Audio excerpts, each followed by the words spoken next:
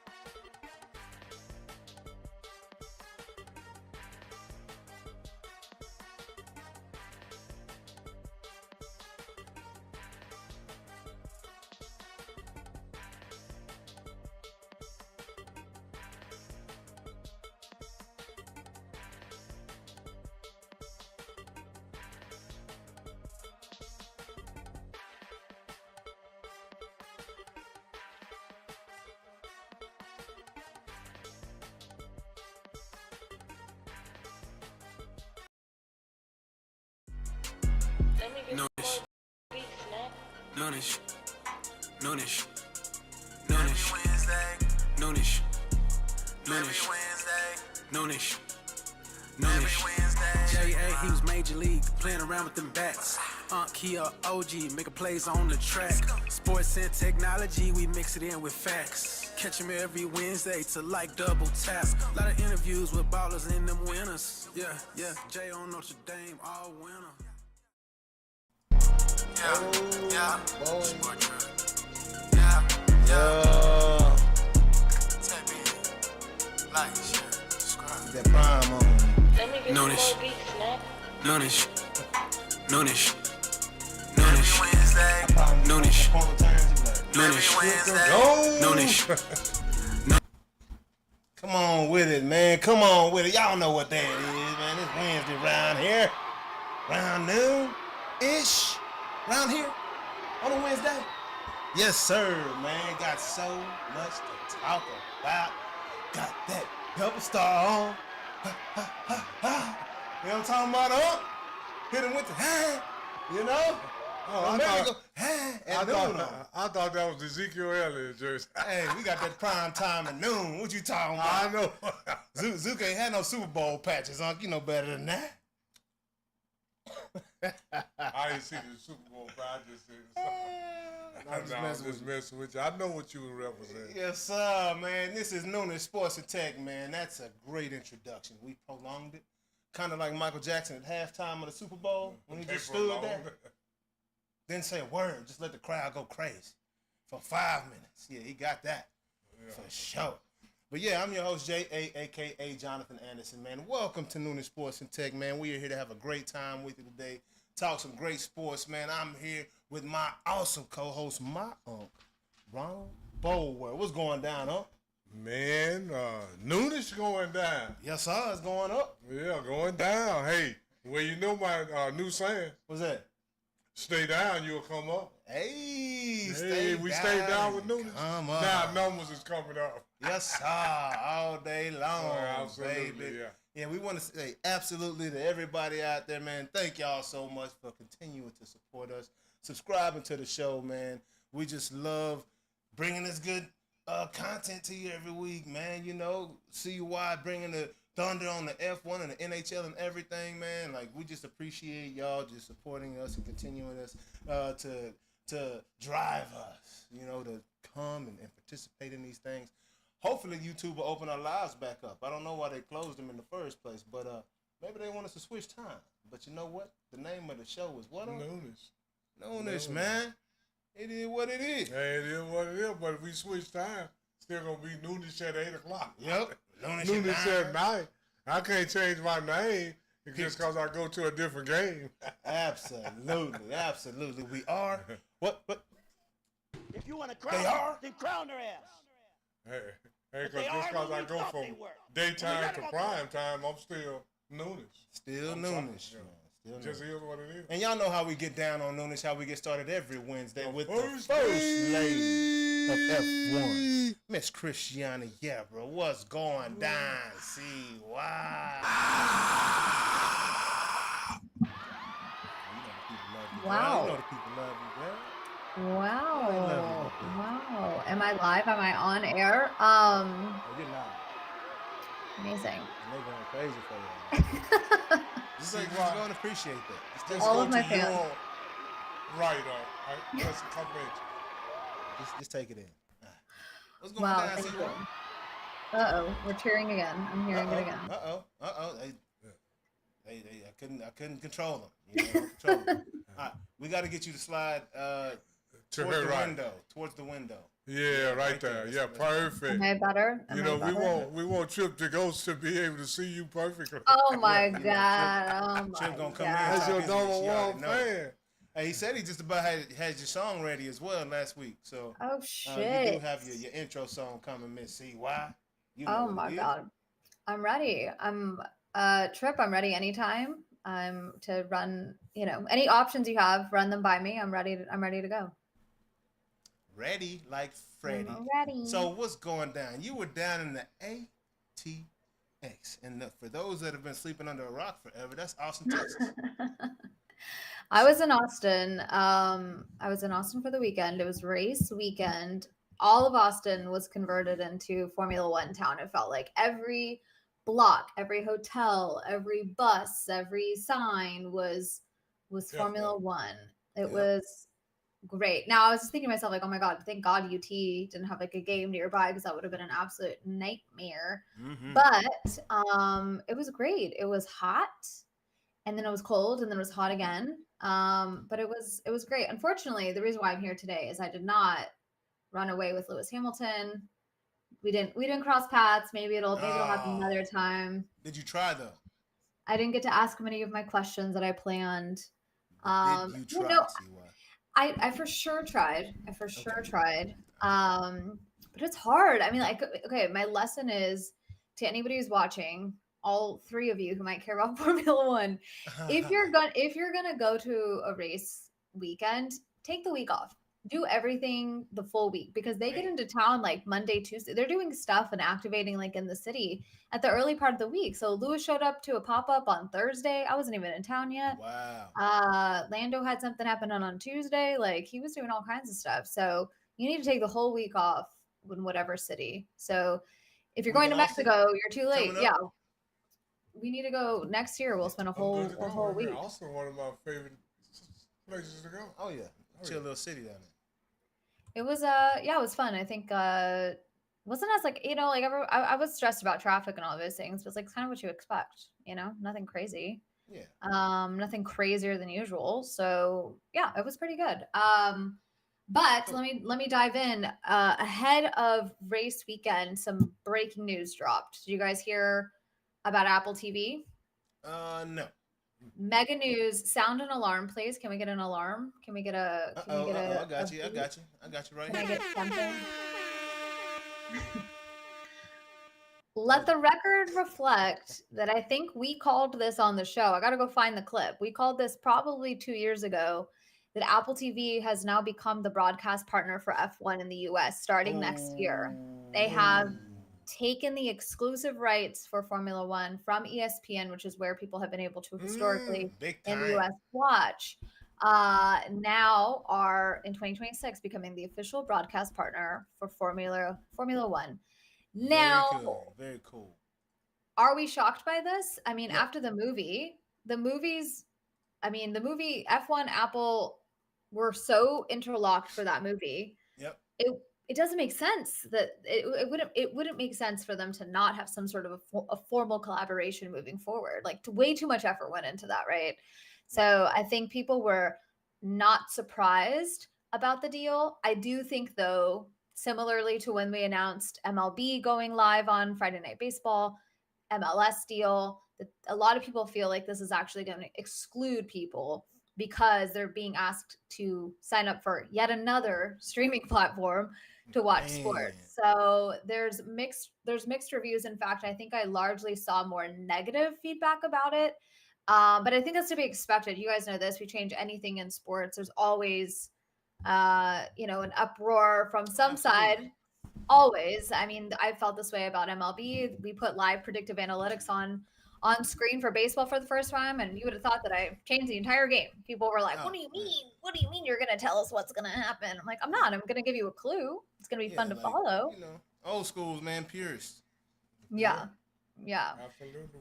So this one's kind of an interesting one. I think, and some people said that, well, if they're trying to make more U.S. fans, why do something that makes it more exclusive? And I don't know. I mean, ESPN's getting more expensive to access. If you don't have cable, I have 3 different platforms to access ESPN. I've got YouTube TV. I got ESPN Plus. I got all these things, and I still can't get every game. So, I'm interested to see how this will all play out. But yeah, it was breaking news right ahead of the weekend, which was really interesting timing, in my opinion. Talk to me after the show. I'll tell you how to get every game. My point is that I have to, I have a lot of different platforms. I'm trying to access all kinds of things. I got my 4-screen grid on YouTube TV, but I got things pulled up other places. Like, this one's going to be interesting because I don't have an Apple TV subscription. I used to during MLB, but then I don't know. I hadn't prioritized it. But now I'm like, wait. But here's the thing I'll throw out there. I'm with you on that. I used to as well. There was no reason to, but this may be reason to get it, like you said. When MLB did the games on Apple TV for Friday Night Baseball, they actually didn't make you have a log. You had to have a login, I think, but you didn't have to have a subscription for. I think it was for the first 2 years. I think it was more of like we're gonna ease our way into this, right? This is a big shock. Sure. People aren't used to it. So Android users were like, wait, can we even watch? And they allowed for anyone to create a login and watch, but you didn't have to pay. So I don't know, maybe there'll be some sort of like grace period, right? To like ease the way into paying for Apple TV, which now they're calling just Apple TV, not Apple TV Plus. I just learned. So, yeah, it'll be interesting. What are your thoughts? Any gut reactions? Well, Apple TV and F1 collaboration first reaction. No surprise, like you said, they were hand in hand on the movie, so expected that. That's the first thing I thought of when you mentioned it was the movie. I was like, yeah. Right. Saw that coming from a mile away. Yeah. And then with ESPN reaction, just how difficult it's been to see sports. Even if you have it, it's hard to, like I had a subscription and I didn't get like ESPN News and ESPN 8. Like it's like I have the platform. How do I not have all this stuff? Right? Mm-hmm. How difficult are y'all gonna make it for your boy? You know what I mean? Yeah. And this is what I think is coming to. Not to cut you off, Jay. Yeah. I think you have to have a different streaming platform for every sport. I mean, track and field just sold to Flow Track. Who the hell is Flow Track? I mean, we know who Apple TV is, but how many people have Apple? And how many people want Apple? It can't be a large amount of the market.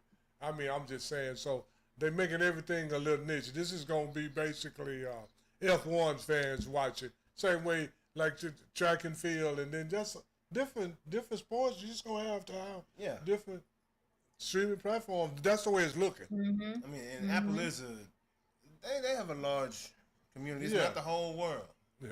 I don't even.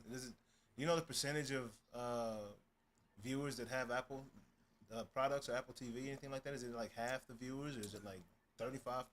Because I think on a global scale, it's not a majority Apple product users. I think for globally, for the US, I'm sure it's probably more. But I still think I don't think it's something like 90% or 80% market share. I think there's people who are leaving. I mean, we were just talking about this. My iPhone, every time a new iPhone comes out, mine slowly says F you to me and stops working. Absolutely. So there's a plot to buy new Apple products every year, I feel, but I don't know. I think it's obviously a money thing here. They outbid ESPN for these rights. I don't even know if ESPN fought back. I think they were they took a pretty good deal. It's like 150 mil annually or something crazy. So I don't know. We'll see. I think the thing I'm looking forward to, because I mean, what are we going to do? They're not going to change their minds now, even if there's, not so positive fan feedback. Here's my ask to Apple is make sure the broadcasts are interactive. Give me more ways to watch. Is the Vision Pro going to let me sit trackside and not sit in the dust outside at turn 1 at Circuit of the Americas? So can I be, don't let the hype of F1 do the work. Do a true collaboration between Apple. I want visuals to be stunning. I want 4K. I want predictive content on screen. I want more from what I was getting from ESPN if we're going to make this big change. And I feel F1 and Apple should feel the pressure to do that. So I'm hoping that's what happens. And then I think fans might be pleased. There might be some new little delights that you'll see in an F1 broadcast that you might not have previously. So it's got to be worth it, right? Like I think that make the change, sure, but let's make sure it's worth it for the fans. For sure. So was it worth it for you in Austin this past weekend? At the U.S. Grand Prix. It's always worth it to me. So I made some predictions ahead of the weekend, right? And I think my biggest prediction was that McLaren was like imploding, and that they'd already won the Constructors Championship. So it's really like the drivers they have their gloves out. They're ready to fight for the Drivers Championship. I think that type of battle puts an increased amount of pressure on the individual driver, but there's less pressure from the teams because the team itself, because they've won the constructors. And we sure as hell saw that happen in the sprint race. And actually through the weekend, we saw some of that show up. So the sprint race is on Saturday. And famously, turn one is this really gorgeous hill up to a big American flag. It's a really cool visual.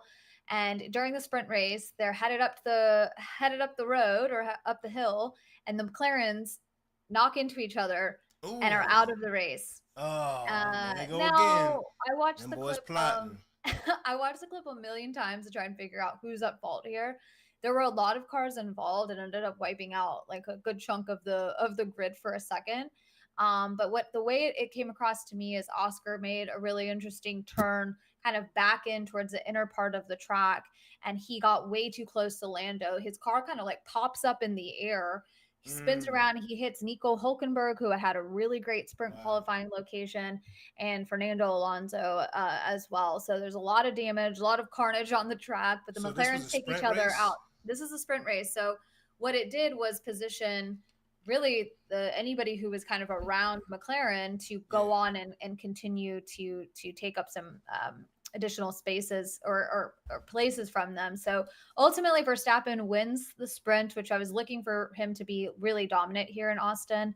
Russell ends up in second, and then a surprise was Carlos Sainz ends up in third for the sprint race, which was great. All Williams. He's doing really well.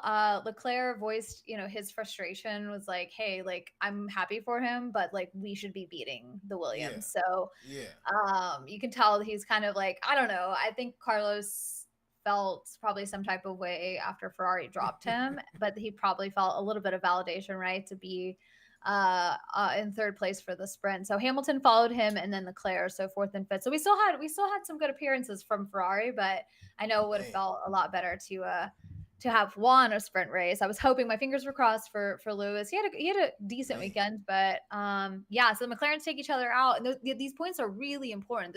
We're not at the point anymore in the season where McLaren was so far ahead that they were just running away with it. Constructors, sure, but the drivers still have a lot up for grabs. Right now, there's only 40 points between Oscar Piastri and Max Verstappen. Max is coming to get Oscar. It's not impossible. It was looking like easy no-brainer. One of the McLarens was going to get the drivers' championship. I think it's still highly likely that one of those guys will get it. I'm looking at Oscar for that, but they're so close. It's not like a total given anymore. Which moving Max into is coming for that guy. He's got a different type of motivation. I think he's watching those guys look at each other side by side instead of looking forward. And Max is taking full advantage of that. So Max also goes on to qualify on pole position for the race on Sunday. And my guy takes off into the sunset. There was a point where I'm sitting when Max is in pole position. Good things for Max happened. He had a crazy differential. He was leading. I mean, at one point, so like I'm sitting here watching in real time, which is very different than watching on TV. I'm sitting at turn one and I watch Max just zoom on by, and then you literally count out 10, 12 seconds before the next car shows up. And it's brutal. I mean, it's so crazy to he set the record for the largest win, right? Like 20 something seconds. Oh my gosh. He set massive point, like multi-second differences between him and the second place. I mean, he's fastest lap type of deals. Like he's been doing such a good job. Now, Lando, Leclerc were kind of fighting back and forth for second and third to get that. I was really hoping that Lewis would let those guys he'd be patient, watch them kind of battle out. What that does when you've got someone who's leading like Max is, you've got two people battling for second, they slow each other down. So Max just got an even bigger advantage out in front. And then behind, Hamilton's just kind of waiting to see what happens. But I was hoping he could gain some more pace and jump in to get a podium appearance. But my prediction comes true. I had predicted that we would see Max and Leclerc on podium. I wasn't sure about Lando, but Lando ultimately ends up in second place. So it was was a fun race. It was the race was more boring than the sprint race, so I'm glad we had the sprint race. I normally am not like the biggest fan, but it was very exciting to watch the fans react in real time to the McLarens knocking each other out of contention. And it was spicy. The boys were not well. They were not happy. Do they have a pretty big following, the Papaya Boys? They do, and I think it's getting bigger. I think a lot of newer fans to Formula One really gravitate towards them because they've been having, you know, two good, really, well, I guess increasingly better years than prior. Lando's highly marketable, is younger. Oscar is a little bit more low key, but I think winning as many races that they have certainly helps. So it was fun. I think Austin is a really great entry point for F1. Will I go again next year? I think we should go to Monaco instead. What are your thoughts? What's the vibe? You know, Monaco. But it's like when I say Austin, one of my favorite cities. That's one of my favorite local cities. Austin don't compare to Monaco. Oh no, Monaco be way but isn't that a boring race? Yeah, but I mean, but it's so much fun off the track. it's got history. It's off track. It's a different experience. You know, there's a shout out to a friend that I made sitting at turn 1. This kid sits next to me, has the audacity to say, "I was like, who are we rooting for?" Because you're around a lot of people. You're always curious, like, what, you know, there's 20 drivers. Who are you rooting for? So I know if we can be friends or not. He looks at me square in the eyes. I hope he's watching this. He looks at me square in the eye and he says, "I've never watched Formula One in my life." And I said, "How are we sitting in the same spot watching this?" Oh, I said, "What do you mean you've never watched Formula One?" He was like, "This is my first exposure to a race ever." I was like, "No, you haven't even come across it on accident." He was like, "Nope, I've never watched a full race." I said, "I've seen what I've needed to see. It was so nice talking to you. Thank you so much. Like, we have nothing in common." And the whole qualifying, he's asking me questions. I said, "I'm sorry, subscribe to the show, Noonish, Wednesdays at Noonish. I go and I explain how these things work, but don't ask me for what does a red flag mean." I said, "Sir." You know? Oh my God. I said, Hey, go watch all of my episodes and then you'll learn. And then come talk to me. Don't ask me Exactly. questions. Exactly. We're sitting in the Not same while I'm spot. locked in No. ATX at the track. I'm Rooting busy. for my boy. And he's kind of, I mean, Max is out there, but, you know, Lewis is in the mix. Yeah. Red means the same thing in sports and life. Slow down, stop. So cautious. Cautious Come something. on, man. Y'all the Yeah, I sport said, is use it? your Yeah. context clues. Yeah, no, exactly. He's asking me, it's like, Don't be so clueless now. what happens now during qualifying? I said, I'm gonna have to charge you for this. This is too Exactly. much. I have Exactly. spent way too many years learning things, and you just show up to your first race ever, and you're asking me. I said, he said, Hey, "What? you You have like a should've podcast or something?" I said, "Sir." At that moment, you're like, okay, I'm never doing this again like this. Yeah, I can't It's be got sitting. to be. I can't be sitting Right. with the rookies, the noobs who know nothing. I said, No. I got to be on the track next year. So I did actually get onto the track for the podium, which was really fun. I grabbed what I'm telling myself are Ferrari tire marbles, like pieces of the tire degradation that come Yeah. off. So I've got Yeah. some of those. So technically, I have some Ferrari merch. But it was really fun. Technically, I'm part of the team now. So Oh, yeah, I'm just telling myself. It Like, could the rumor possibly be is, Williams, though. who knows? It could also be, from the Porsche races the day before. I don't know, but I'm telling myself that it's Lewis Hamilton's car specifically. It's a right front tire. Thank you so much, Lewis. I borrowed some of your rubber. I believe it. That's what I'm believe it. saying. That's what I'm saying. Done. I'm glad you had a great time out there, So, Oh, yeah. you're not only the first lady of F1, but you got the NHL on lock too. So what's going down with our stars? Are they not feeling the coach right now? Like, what's the problem? Oh, boys. Well, I went to a game last night and I thought, here's what's happened. Every time I'm at a season opener, we win. Okay. Yeah.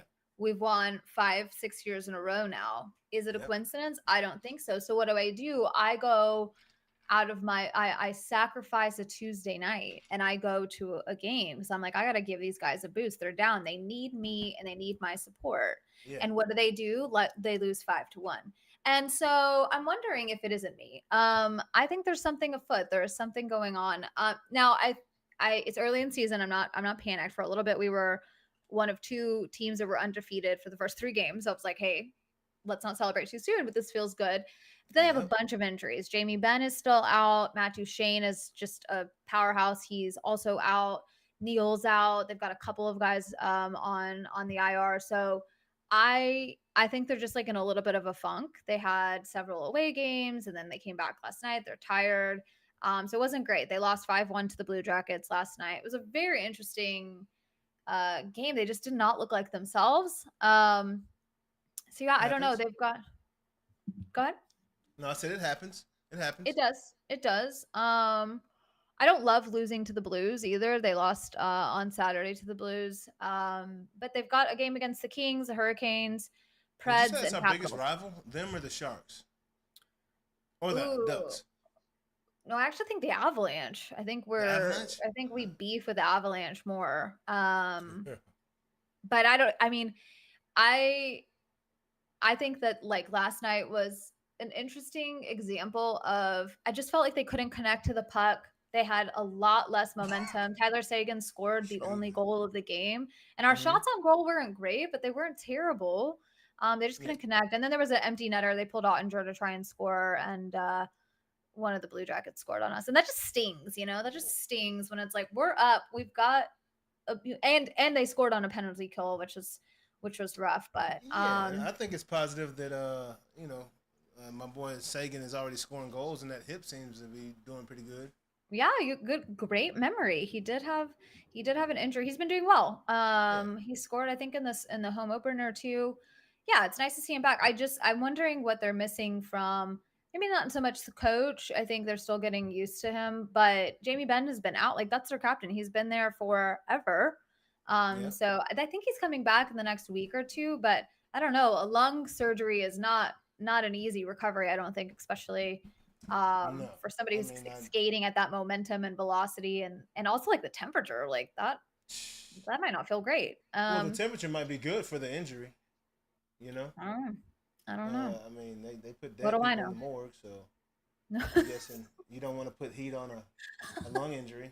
You know what I'm saying? What? I don't know. They do ice people in the morgue, so I mean, but like, it's a good point. I did feel I was on the ice yesterday, which I really never sit there. It was like it was such a cool spot. I was practically in the game. I said at one point, I was like, you know what, we're not going to score goals. Sub me in, Glenny. Sub me in. I'm ready.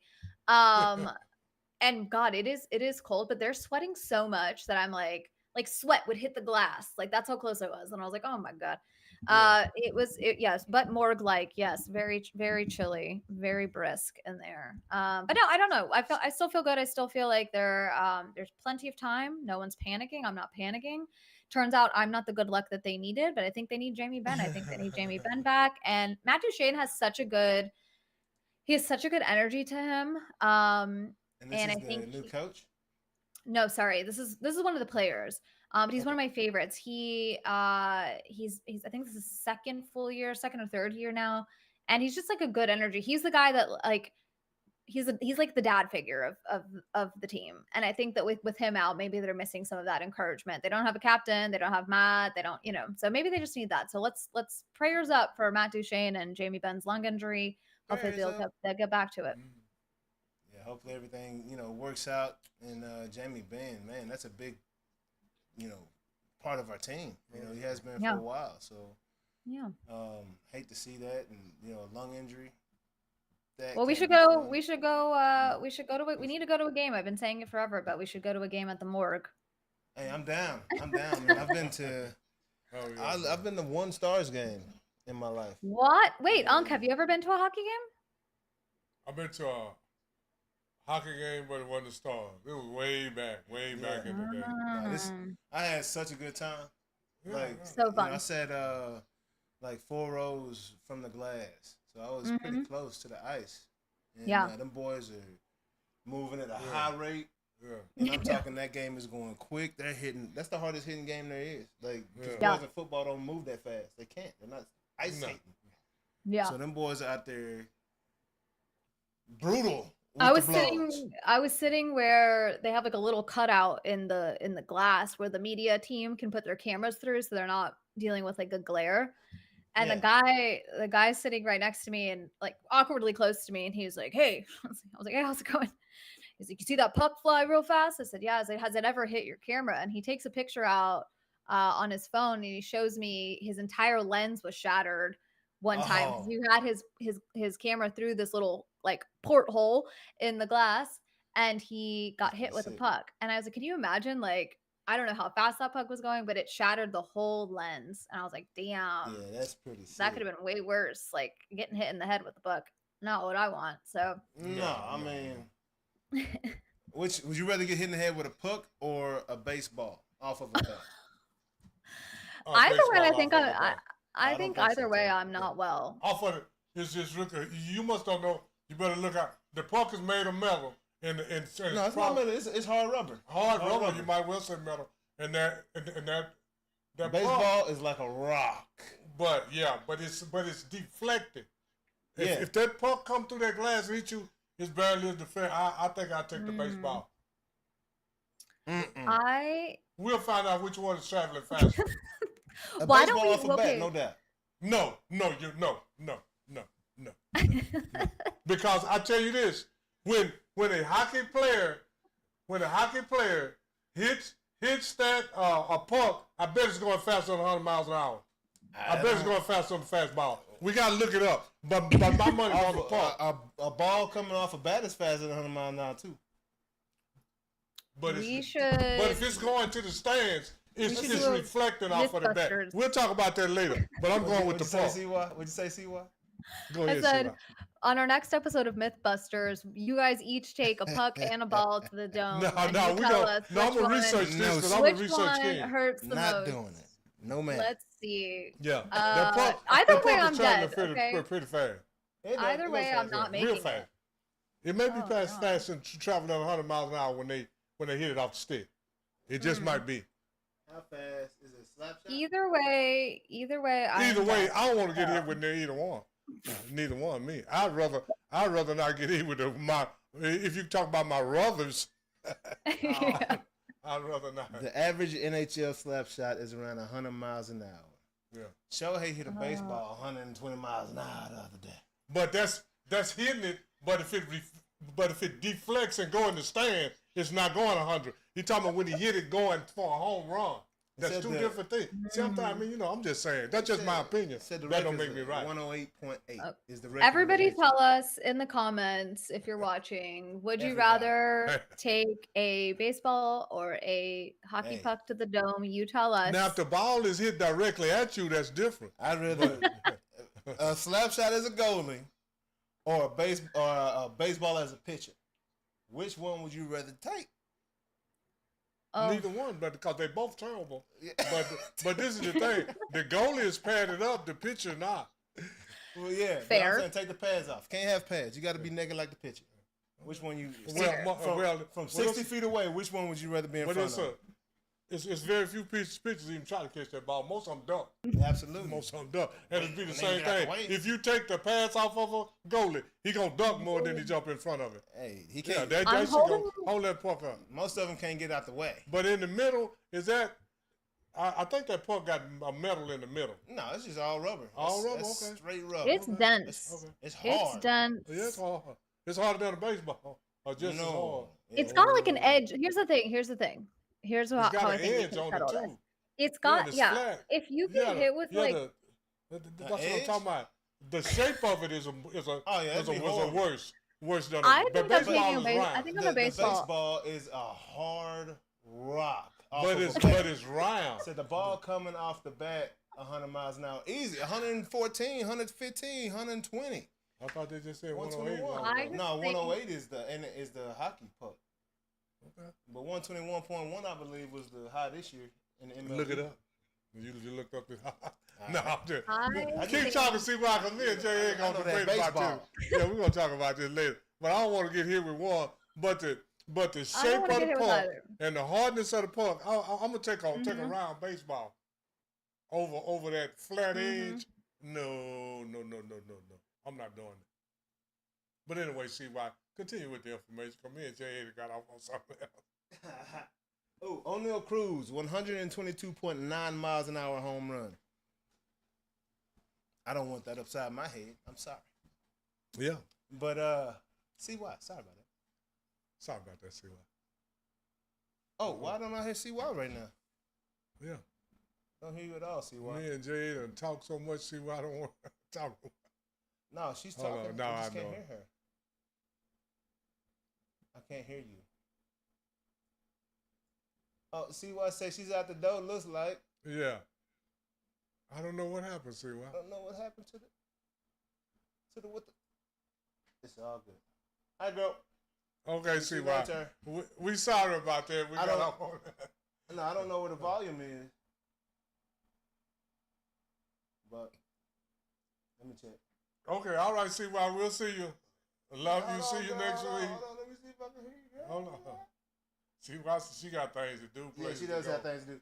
I don't know, CY. Can't hear you suddenly. It's on me. That's on me. All right. We got off on the wrong track. Yeah, that's Hey. the right track. See, that's the Yeah. right track. We're talking about the wrong track. You know? See you later, CY. I don't know what happened, girl. Much love. We'll see you later. CY's off the chain, y'all know what it is. Yeah. Man. She got that great info. Yes, Noonish. sir. Each and every Noonish. Wednesday, man. Coming. Noonish. CY bring the info on the stuff. Noonish. Okay, see all this stuff. Noonish. I don't have 50 screens up like ESPN watching this and that. Yeah. Hey, some of the stuff I gotta miss, you know. Yeah, got to. Yeah, and then Got I gotta catch the highlights and read up on it and inform myself. Yeah, man. So what? Y'all about ready for this goodness right now, man? We about to jump into these topics for the week. Yes, sir. Who's that saying something? Noonish man? Sports and Tech. Let me see. That's my boy. Let me see him. That ain't Trip to Go. That's my boy Ben Smell. Oh, Big Ben Smell. Hold on, Ben. Let me come around there, man, so I can see what you're talking about. Big Ben, that ball is coming off that bat. Hey, that ball is coming off that bat, man. I don't want no part of it. I don't want no part of neither Telling one you of right now, that's why I don't pitch. Hey, we were in the celebrity softball game. Tommy Haybe took a shot. You know, he was pitching for in the game, and he took a shot off like right back at him. Hit off his, I hit one back at Phil Coke a couple years ago, but he ducked up out the way of that bad boy. Tommy was right here, and if Tommy, and he had the reflexes to absorb the shot, but I'm talking, he took a shot right here. I'll show you the picture. He sent me the picture. I'm talking his thumb swelled up immediately, a big hematoma, and I was like, I checked on him next day. They say, "How you feeling, big dog?" You know.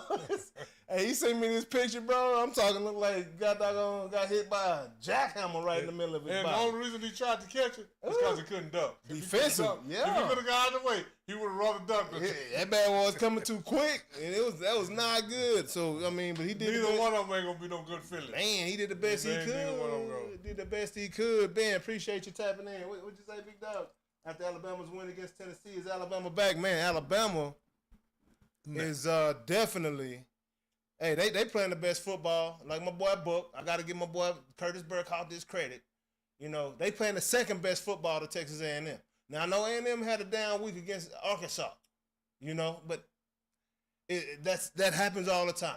You know, good teams come in against a team they know is gonna be, and they kind of don't bring it all. They don't play their best guys, and you know the game was a lot closer than what a lot of people thought. Texas A&M and Arkansas is both ex-Southwest Conference. They've been rivals for a long time. Yeah, so that's a different type of game.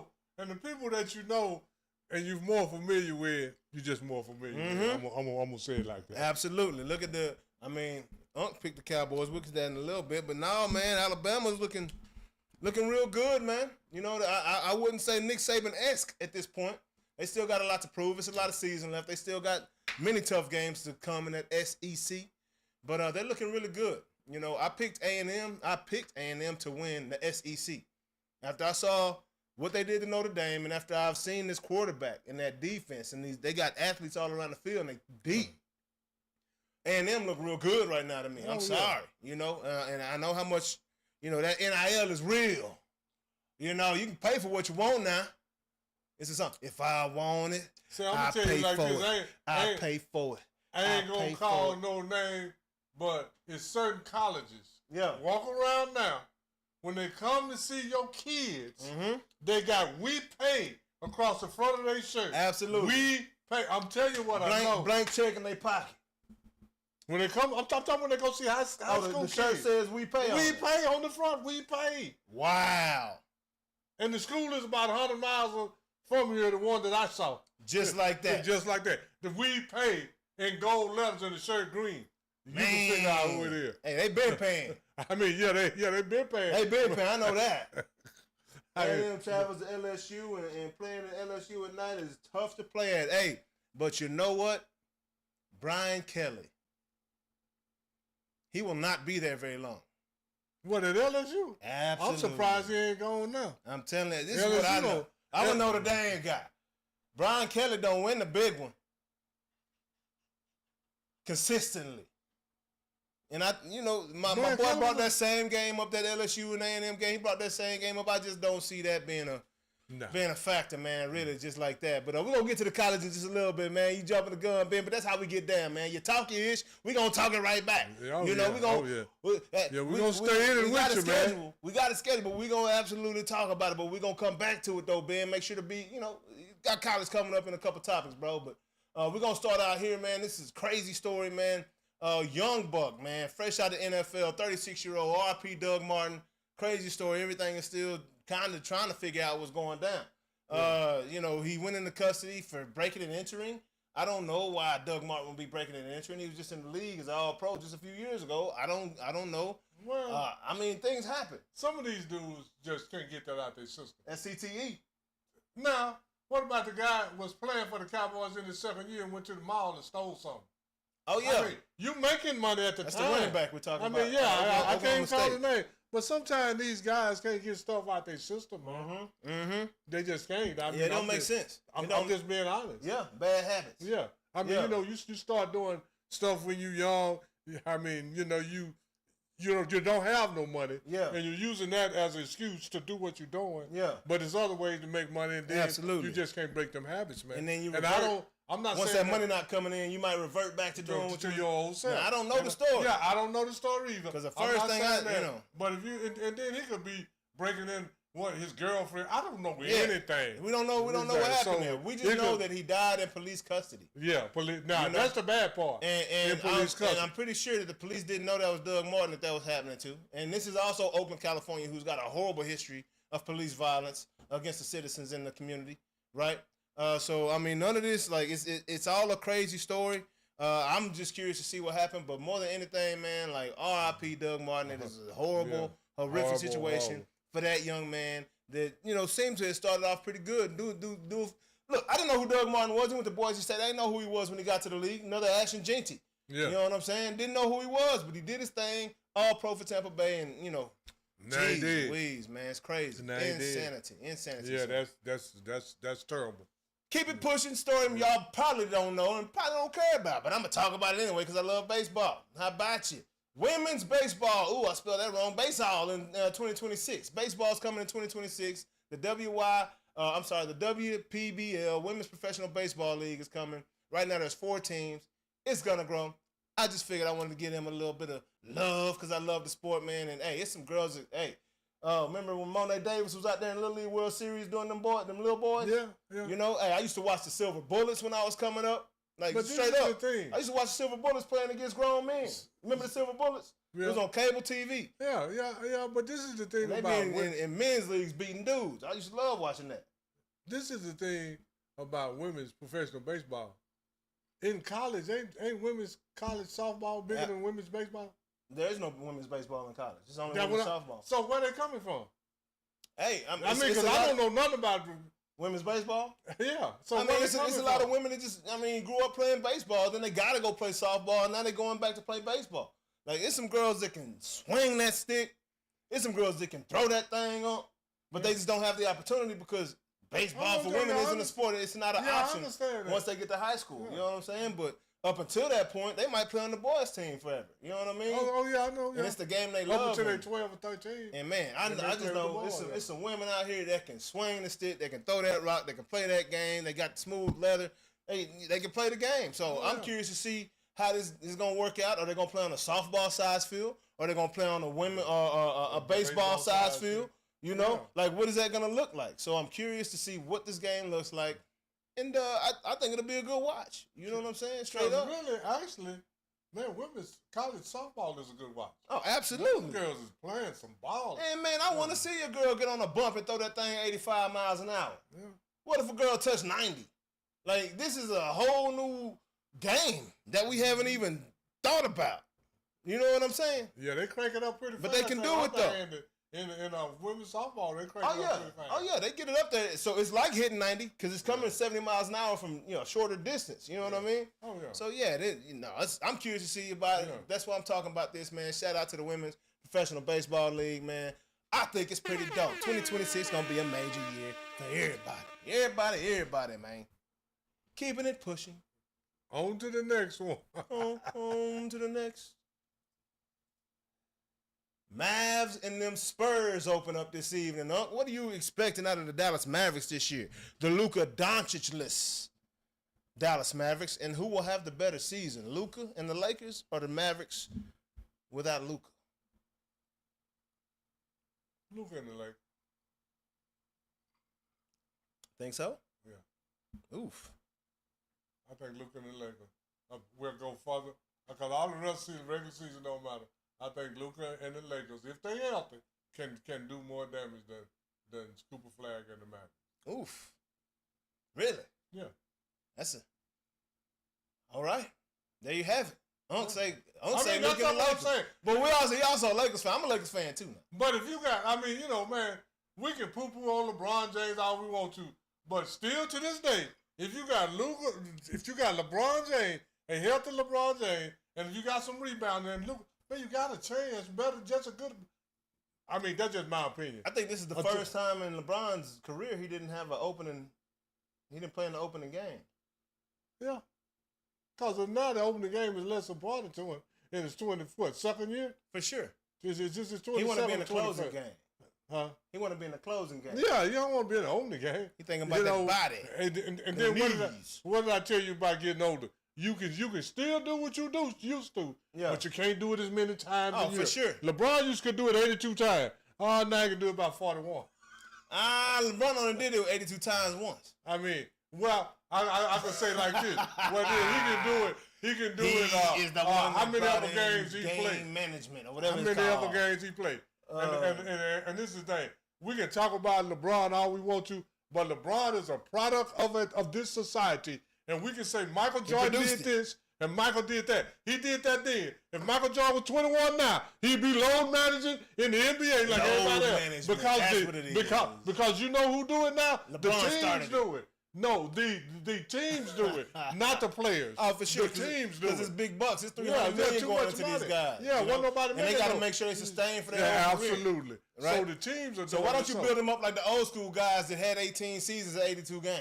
Or 13 seasons of 82 games. This is just, you only signed them for 5 years. What do I say? What do I say all the time? You can't compare then to now. That's too much. It's totally different. It's the same hardwood floor, better shoes now, better equipment, better training. Why can't the athlete play 82 games a season like the athlete back then that was playing 82 games a season in Chuck Taylor? It's mental. You got to start here. Yeah, no doubt. So you saying the mental is not as strong? Absolutely. They mental and their undergarments is both a weak. Those are connected. Since you want to cut by the spinal. Yeah.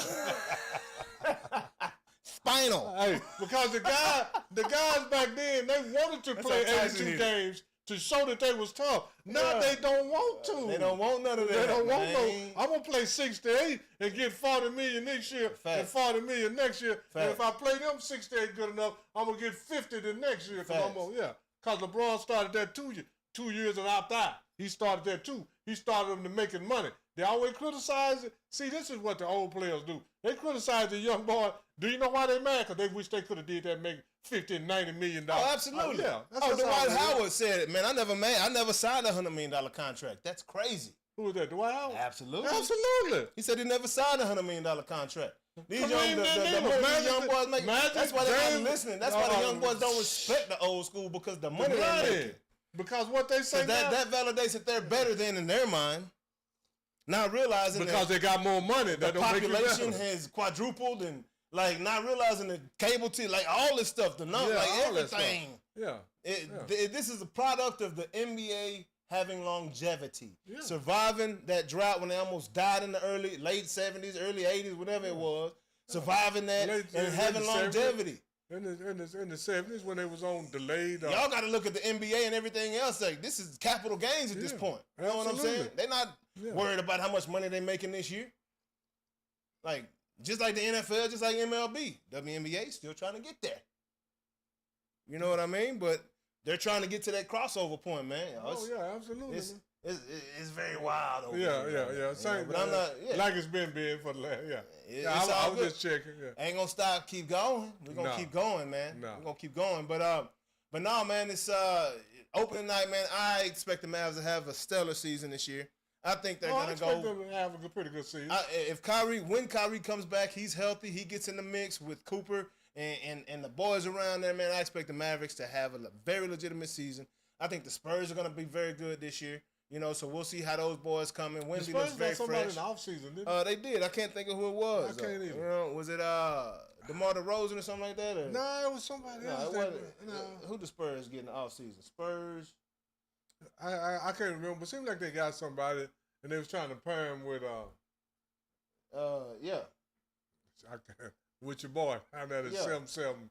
I done put him to 7-7 now. Wemby. Yeah. Acquisition. Who's the new acquisition?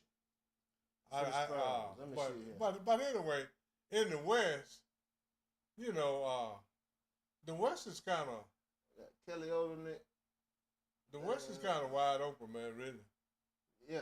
It is. I mean, it's a lot of talent behind KC, behind OKC, behind OKC. No, OKC is in the. Yeah, they're in the West. Yeah. Spurs added Harrison Barnes this offseason. Stephen Castle's a baller for those guys. De'Aaron Fox. Yeah. De'Aaron Fox is who they from got. Sacramento. Yeah, he was in Sac. Yeah. Sac Town. Yeah, that's who they got. Kelly Olynyk's there now, and Victor Wembanyama, of course.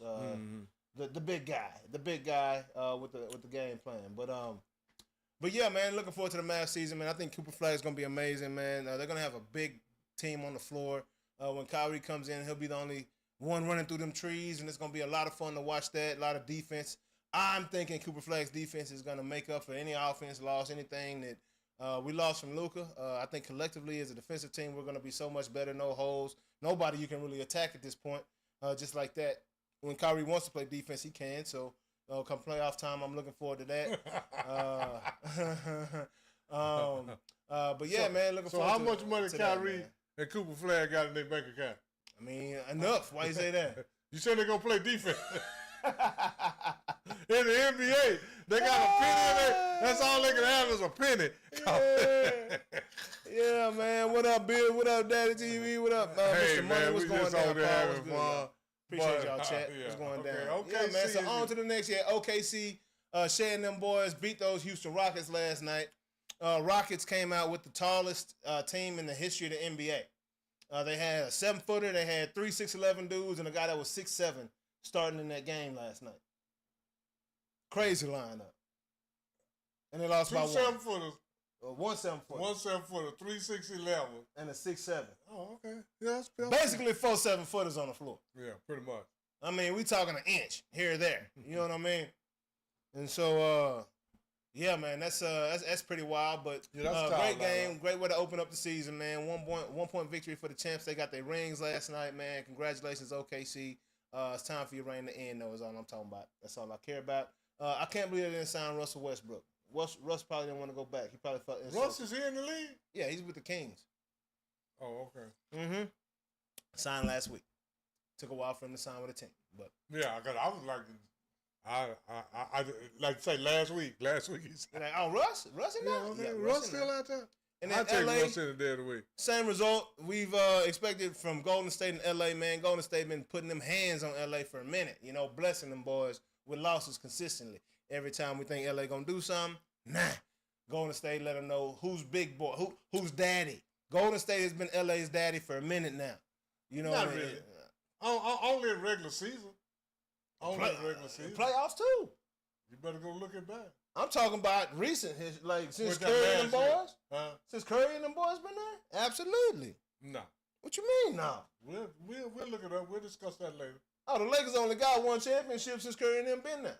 The Lakers, yeah, they got. Golden State been daddy to them. So how many they got since LeBron been there? Golden State one. One. The Lakers got one. So I don't know what the hands they put on them. They both got one since they've been there. And Golden State been blessing them boys with anointment ever since. Like it's rare that the Lakers beat Golden State. Regular season, playoffs, it ain't happening. Okay. Okay, we'll They might have put them out the playoffs once. What, like 2 years ago, 3 years ago, when everybody was hurt. When everybody was hurt. Denver put the Lakers out the playoffs, not Golden State. Yeah, I'm just since saying. LeBron been there. I'm just we ain't saying. talking about that. We ain't talking. I'm talking about since LeBron been with the Lakers and the last 5 years, because Curry been with them. They both got one championship, and Denver has been putting the Lakers out, not Golden State in the playoffs. Lakers got a COVID championship. Bubble. It doesn't matter. Everybody was in the bubble. Everybody make excuses. Oh, they was in the bubble. Oh, I didn't want to be there. That's your fault. Bubble. That's your fault. Every championship. No. All that's just excuses for the ones that didn't have the wherewithal and the mindset to play anywhere they at. You got to play where you are. If you're in the bubble, you got to play. Or if you at your house, you got to play. Simple as that. That's just an excuse. You don't hear the winners. Everybody that lose always got something to say. Always. It's the bubble. I didn't lose. I'm a Laker fan. No, I'm just saying. So, I'm just saying. That's what you hear. You hear Miami say it was in the bubble. Yeah. You hear all them teams say in the bubble. But the Lakers, it's not like you was in the bubbles and the Lakers came in to play you. They was in the bubble too. So it was a level playing field, right? All I need is the playing field to be level. So I don't want to hear about the bubble. Because whoever lost, they was in the bubble too. Or else you didn't even make the... Okay, some of the teams that didn't even make the playoffs, the whole season wasn't in the bubble. So what's your excuse? Boys is playing in front of monitors. It doesn't matter. Because that was the wildest situation. No, you had pictures. It doesn't even matter because you had pictures of people in the because stands. Do you know what really matters? So you can't play because ain't no people there. No, I'm playing. Me and you playing. I'm trying to beat you. I ain't trying to beat the people. I'm trying to beat you. It's like a minor league baseball game. It doesn't matter, but you're still trying to win the game. Yeah, exactly. Ain't nobody in the stands. But you still trying to win. Ricky ball, okay, well you got all kind of leagues around Dallas right now. Yeah. You got the bus driver league. Yes, when they come down, it ain't no people in the stand. They trying to beat each other. Absolutely. That's just an excuse for losers. Losers got all kind of reasons. I'm just telling you what the people say. The people are mostly losers. You only got one winner. Most people are losers. Facts. Moving on. Most people losers. Simple as that. Whether you like it or not, you losers. It is. That sucks. I mean, hey, I'm a champion. You know what I'm saying? Hey, I told my mama. I'm champion every level, so I told my mama when I was in the 7th grade, I wasn't going to play on another losing team. And to this day, I haven't. I hope it might not, whatever level I was on, I didn't lose. Won't do it. Can't do it. Won't do it. Hey. Can't win with them. Cannot play Talking with them. about losers. Cannot win with them. Won't win with them. Cannot coach with them. That losers got all that stuff. I need that mindset. Yeah. You know, that's what happened to them Cowboys. They had to change that mindset in their locker room. We're going to get to them in a little bit, though. Yeah. We're going to get to them in a little while. You know what I'm saying? Hey, shout out to Bat Box in Addison, Texas, man. Incredible experience I had last night. And I'm going to plug y'all in right now, straight up. Shout out to Bat Box. It's like Top Golf for baseball. Right? They got the digital screens. They got a pitcher throwing at you. They got a setting where you can throw to the batters and strike them out. They got home run settings. They got game settings where everybody rotates as a batter. You playing against your friends, 2-on-2, 3-on-3, whatever it is, man. Oh, okay. Shout out to Bat Box, man. That was an incredible experience last night. So much better than what I thought it was going to be. Great food, great drinks, man. It's right there in Addison, right in the area over there with all the shops and all the food and eateries right there, right off of Beltline Road. Exit Beltline Road is right across the parking lot from Gloria's in Addison, man. Oh, okay. I know exactly where you're at. Shout out Bad Box, man. Y'all go check that out. Y'all go have a great time, man. Appreciate the hospitality last night, man. Had a great event, man. Shout out to you, Debbie. Shout out to you, Jara. Shout out to everybody that came out. Nina, man. Eva, man. Lauren, Matthew, man. Shout out to everybody that joined us last night at Bat Box, man. Had a great time. Just had to throw that in there real quick. Week 8 review, So you know them bad boys, them Notre Dame fighting Irish, huh? You know what I'm saying? We had a big game, big rival. Oh yeah, Notre Dame got a lot of rivals. Yeah. This is, I would say, our biggest rival. Dun, dun, dun, USC? dun, dun, dun, Yeah, dun, if it dun, ain't dun, USC, dun, it ain't your dun, biggest dun, rival. dun, dun, dun, dun, dun, dun, dun, dun, dun, dun, dun, dun, dun. Dun, dun, dun, dun, dun, dun, dun, dun, dun. Oh my goodness. Hey, run it up. You ain't gonna stop them Notre Dame Fighting Irish from running that thing up, huh? When we run that rock, and we run it consistently, we win games. We got them backs. Shout out to Jeremiah Love. And hey, that other running back, that 2-4, you know my favorite number. Man, somebody's son was running back there last year. Yeah, Nils Williams Jr., he's out there still. Oh, okay. But Jeremiah Love is the Heisman candidate, number 4, pictured on the graphic. But number 2-4 absolutely broke the back of USC. USC comes and scores a touchdown, gets within 3 points of Notre Dame. Ensuing kickoff. Jadavian Price. Yes, sir. House. Beautiful run. Every week, that boy breaks for a long one. Every week. I don't care if it's a kickoff return, a long run. He going for at least 50 during the game at some point. Oh, yeah. The boy can tote that rock. We got them backs. Shout out to them Notre Dame Fighting Irish, man. Getting that big win over USC. USC was coming with it. I tell you what. Their quarterback, that kid's special. He going to play on Sundays. Lincoln Riley know how to go find him a good quarterback. Oh, yeah. The Hawaiian kid, I forget his last name, man. But the kid at USC can ball. He's no Tua. This kid can play. All right, Tua can throw that thing too, but this kid can throw that ball. Crazy. But shout out to them Notre Dame Fighting Irish for that good win, man. Also, Georgia Tech went out there and beat Duke, man. Duke was picked to win that game. I picked Georgia Tech. Oh, I did too. Who picked Duke? The world.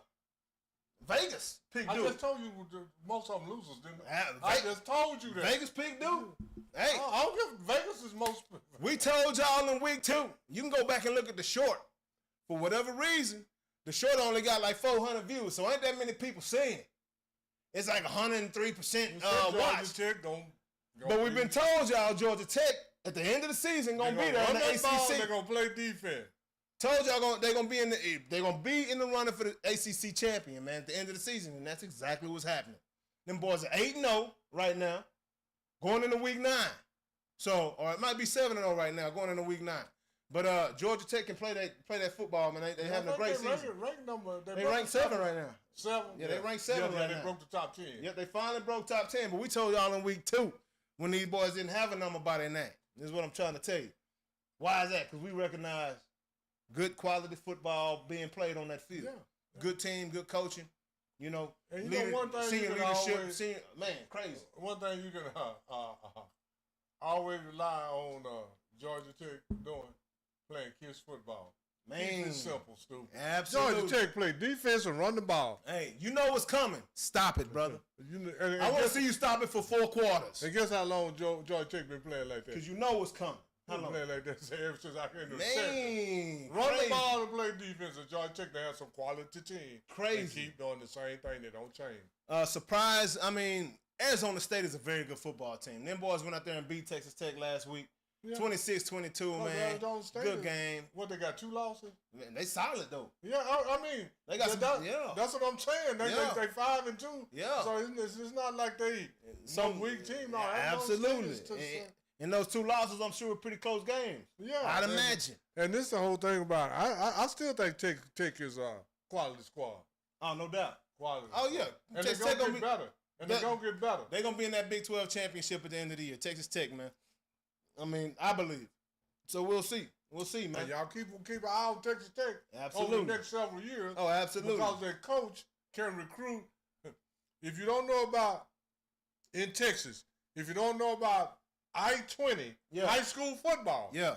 Jordan McGuire came off of I-20. Absolutely. And if he can recruit I-20, Lancaster, Cedar Hill, DeSoto, Duncanville, Mansfield, Aledo, Arlington, you can build a college program off of I-20. Absolutely.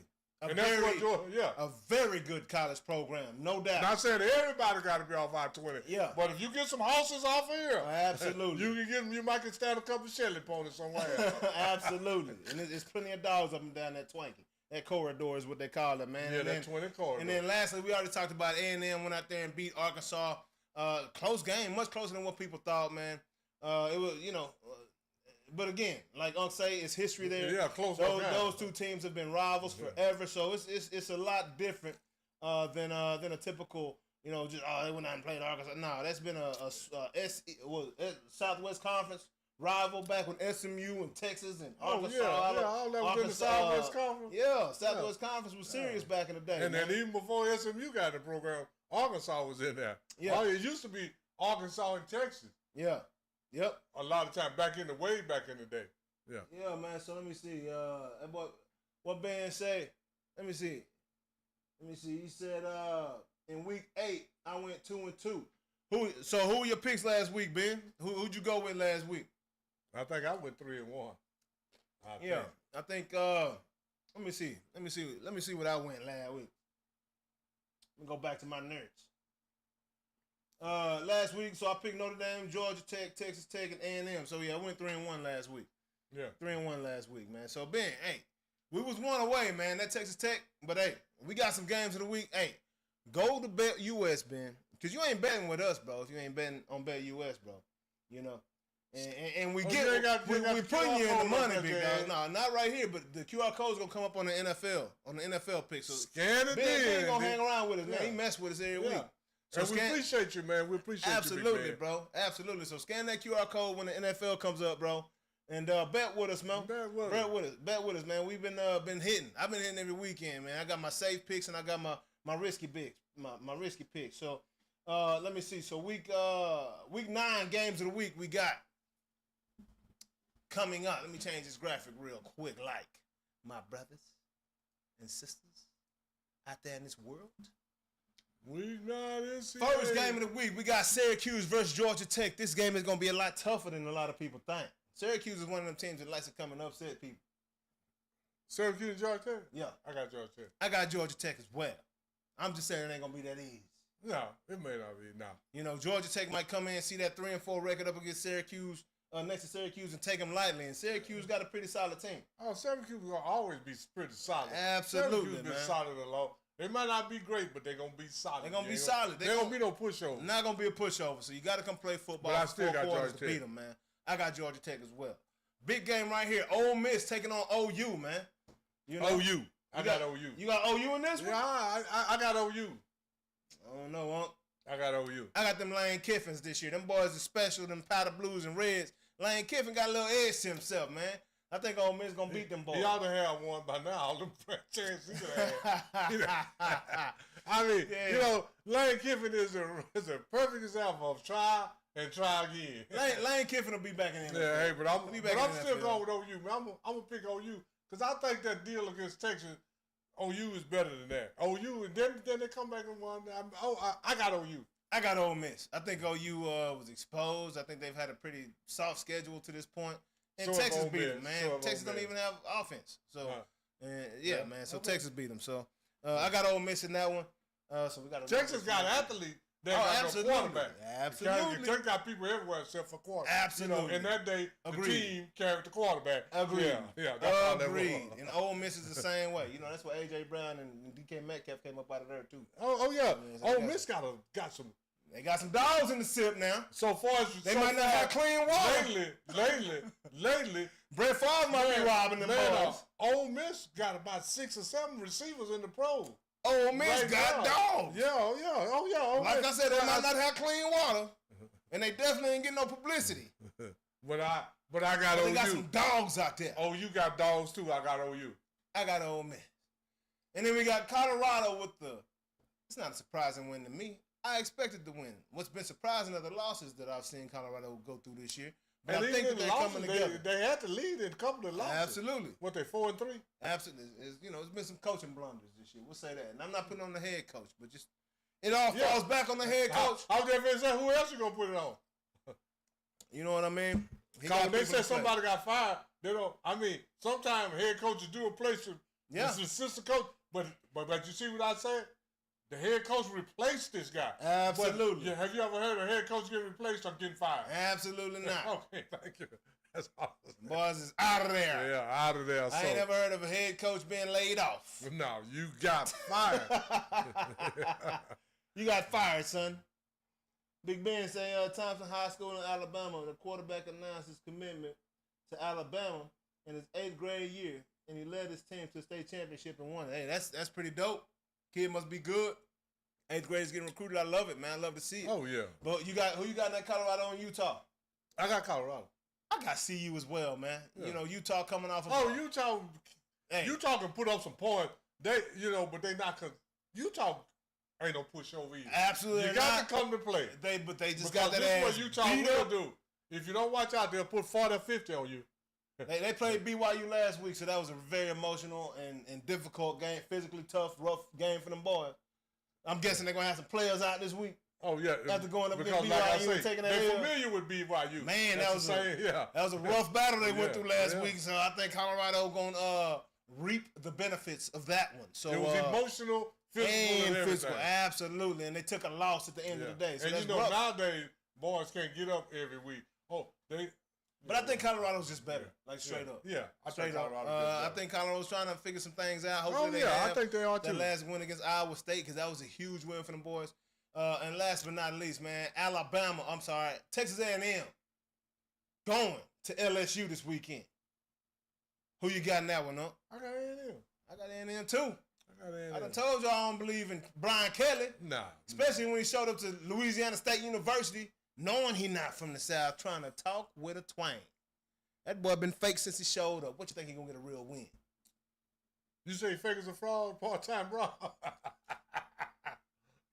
Faking the fun. He faking the fun. Anytime you fake it, hey, if you was that confident, you would have been real, man. You would have been yourself, but you tried to be. I'm just saying. You tried to be from the South. I'm going to tell you like this. Louisiana got a different twang than the rest of the South. And I felt it was actually. And he insulted the rest of the South. Louisiana ain't got a twang. He did me because I was like, yo, he sound like you from Louisiana. I'm from Texas. That boy sound like Tom Cruise. That boy went straight IMDb around here. Straight Hollywood on them boys when he showed up to LSU. I'm going to act like we're going to get some wins, but I can't really coach them up. And I can't really recruit them down here. I don't know what that because I can't relate to them down here. Anyways, moving along. That is our week 9 games of the week for the NCAA, man. Like I say, that BetUS code will be coming up soon. I'm going to put it on next week so y'all can get it right here on the NCAA too as well. But, hey, hit that QR code when it comes up. And if you're out there, man, see something, say something. And also, hit that subscribe button is what I wanted to say. Yeah, hit that notification bell, like button, all that good stuff. Share it with somebody, yeah. Let the people know what's good, man. But y'all, if you ain't sharing these lives, you've been sharing them clips, and we appreciate you. Yeah, absolutely. Because we almost where we want to be, and that's up. We just keep on going up. That's it, man. We keep going. 25 a week is a pretty good year. Yeah. Oh, yeah. Absolutely. That's what we've been averaging. So that's all I'm trying to say to you. So jump on board, man. Hey, y'all go catch some of that merch on the site, too. And if you don't see any merch that you like there, y'all can also go to www.theingroupinternational.com, man. And we got the throw shirts that you see me and Unc wearing all the time, and a lot of other cold gear on the website as well. Should be showing up on the YouTube page, but I don't ever see it, so I'm telling y'all where to go find it at right now. Yes, sir. Big Ben, what'd you say, Ben? Texas A&M was fined $50K by the SEC for violating the player taking faking injuries policy. Hey, man, A&M, they gonna keep. Anytime A&M wants a player to fake an injury, he gonna fake it. $50K. Yeah.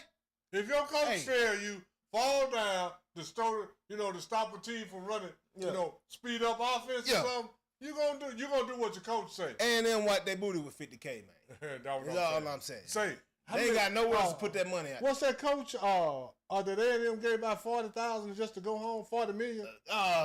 Jimbo Fisher. It was more than that. You know, he got $60 million from Clemson. For Florida State. No, A&M gave him. No, Florida State gave more than A&M. No, A&M. All together is about $100 million he got to go home. For sure. But A&M gave him more. Well, okay. All right, I didn't know which one. A&M gave him all the bread to get up out of there. No, both of them. Florida gave him about 30 or 40. Yeah, and he got like 100 from A&M alone. No, down there, huh? It was close. Yeah, I look It was at that. close. Yeah, but like I said, close. they don't get. He got $100 million to go home, so you know he can't coach. That boy Jimbo, man, yo, Hey, guess what? that boy won. He Yeah. can sell. Hey, I'm going. Hey, if somebody pay me like that to go home, I'll leave right now. Jimbo can't coach, but he can sell like a best salesman ever in the NCAA football. Jimbo Fisher. Yeah. Moving along, on to that NFL football. About that time, baby. Let's get it. Trip to goals. Where you at, big dog? Yeah, man. So, Dallas Cowboys. Hey, didn't see it coming. You know what I'm saying? I'm just saying. We go out there and look. Who we playing for the Commanders? Jacksonville. Jacksonville. No, not Jacksonville. Yeah, The Bears? No, No. North Carolina, Jacksonville. The Panthers. Yeah. Lost to the Panthers. Yeah. Panthers. No, Right across the Charlotte, street. Yeah. Hey, that's gonna be a loss that might come back and haunt us. Because of that tie. I'm just saying. Lost to the Panthers, come back out, man. So I was like, hey, we lost to the Panthers? We But beat the the Jets and lose to the Panthers is what, 4-3? Panthers? They're not bad, but we shouldn't be losing to them. No.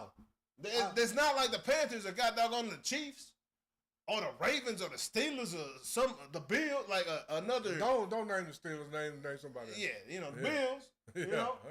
Yeah. Like it ain't like that's them. You know what I'm saying? Yeah. But I'm just like, But so far we've been a home team. Yeah. We put up 40 points every time we're at home. 40. We put up 40. exactly. You But, know, I mean, we've been a home team for and a this long the whole time. thing. We've But been this the whole thing, though. we've been an NFC West We home just scored. team. We just scored at NFC least. East home We team. just scored at least 30 points almost in every game except for one. I think we scored 27, Yeah. something like that. So it ain't been offense. No, the offense is off the chain. So what I've been saying, Dak is balling this year. Can't put nothing on Dak. Williams is taking a lot of pressure off of Dak. That guy has been a godsend for us. He was balling a couple years ago in Denver, and then he got hurt, had the injury, was coming back last year, took that year last year in Denver.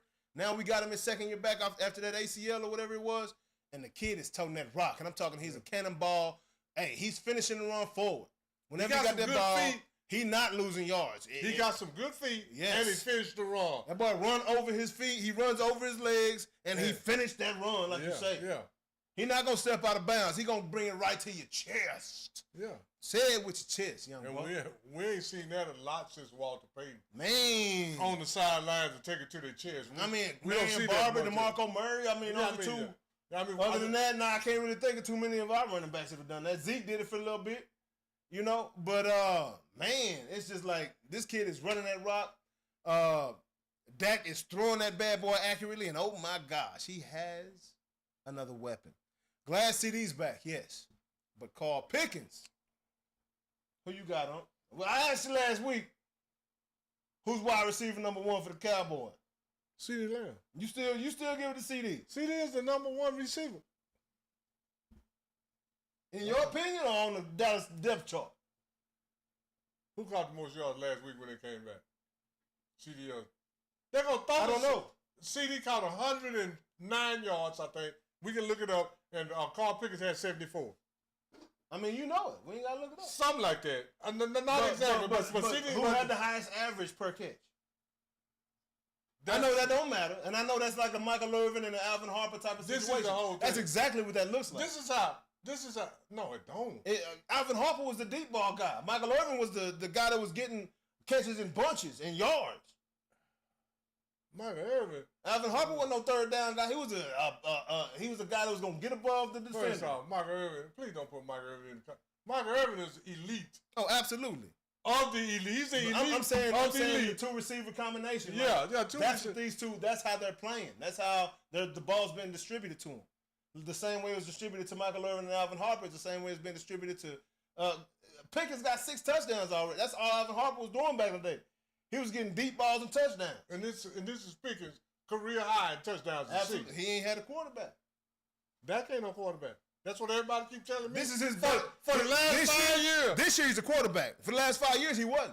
He's doing everything fundamentally different than whatever Schottenheimer has done to Dak. I'm with it. That boy done sprinkled some magic dust, and Dak is doing everything that I've been complaining about. getting the ball out on time, throwing that bad boy accurately out of harm's way. You know, that first season when Dak had success, he wasn't doing these things. He was just getting rid of the ball and throwing it out of bounds. He wasn't taking sacks. Yeah. But he's playing quarterback now. Okay. I'm just telling you what it is, man. I ain't telling you nothing. You see what I see. But this is my analysis. At the end of the year, is this going to be Dak Prescott? Absolutely, it's going to be his best season. First off, he got to throw 40-something touchdowns. He got to throw 4,000 yards, and he can't have over 10 interceptions. You talking about best passing season or most winningest season? I think Dak will go further this season. He's got a chance to. And I didn't think that coming into the season. Dak ain't going far. They don't have enough Billies and Joes to go far in the playoffs. Dallas don't have enough Billies and Joes. I don't think so, Tim. Okay. I see something different, huh? Okay. All right. I mean, who won the Super Bowl last year? 3-3-1. Who won the Super Bowl last year? Shit, I don't even care. Philly, right. We played them very competitively. We did that last year and the year before. It's been time because they're in the NFC East. Without we just got through talking about without Kenny Clark. But we had DeMarcus Lawrence. Everybody used to brag on him. I'm talking about this year's team. This year's team. What did we do? We played Philly competitively. I wasn't expecting that in the first game. I thought we was gonna get run over. I'm telling you, I was expecting Dallas to win 5 to 6 games this season, especially after trading Michael Parsons. But when we got Jadeveon Clowney in here, when I see what Schottenheimer's doing with this offense, spreading the ball around, yeah, CeeDee getting his touches, but he also got CeeDee in the slot. He's doing things a lot differently than what CeeDee was doing last year. And with the team, what we've seen, he is putting our team in the, this is what I define as a good coach. Not only recognizing your team and your team's talent, but putting them in the right positions to win. Putting them in positions to be successful. He's putting Dak in positions to be successful with Williams in the backfield. Getting Dak at these, 3rd and 4s, 3rd and 3s, 2nd and 6, 2nd and 5. We was in a lot of them with Mike McCarthy. But what's that next play, though? We was very predictable with Mike McCarthy. No, this was the next play with Mike McCarthy. You in 3rd and 4, your offensive lineman jump outside, now it's 3rd and 9. And we've eliminated a lot of those penalties. Yeah, but this is the whole thing. That's coaching, isn't it? We're projecting that Dallas going to do a lot. I got to see Dallas win some damn playoffs game, J.A. That's what they ain't done. No doubt. I got to see it. But for me to sit here and say... But for the people, we're here to project. We got to project for the people. That's what we're here for. And that's why at the beginning of the season, I projected Dallas was going to win 10, 11 games at the beginning of the season. And I still think they got a chance to win 9 or 10. Come down maybe 1. I still think right now, because... Who we got this week? Denver ain't scaring nobody. Denver was down 32-0, and you give up 33 points in the 4th quarter. That's your sorry ass. Denver ain't did nothing. You got scared and started calling bad. Man, nobody scored no 33 points in no one quarter. This is my thing right here with just talking Dallas. The Dallas. I feel that, surprisingly, and we've already talked about the O-line 9 deep.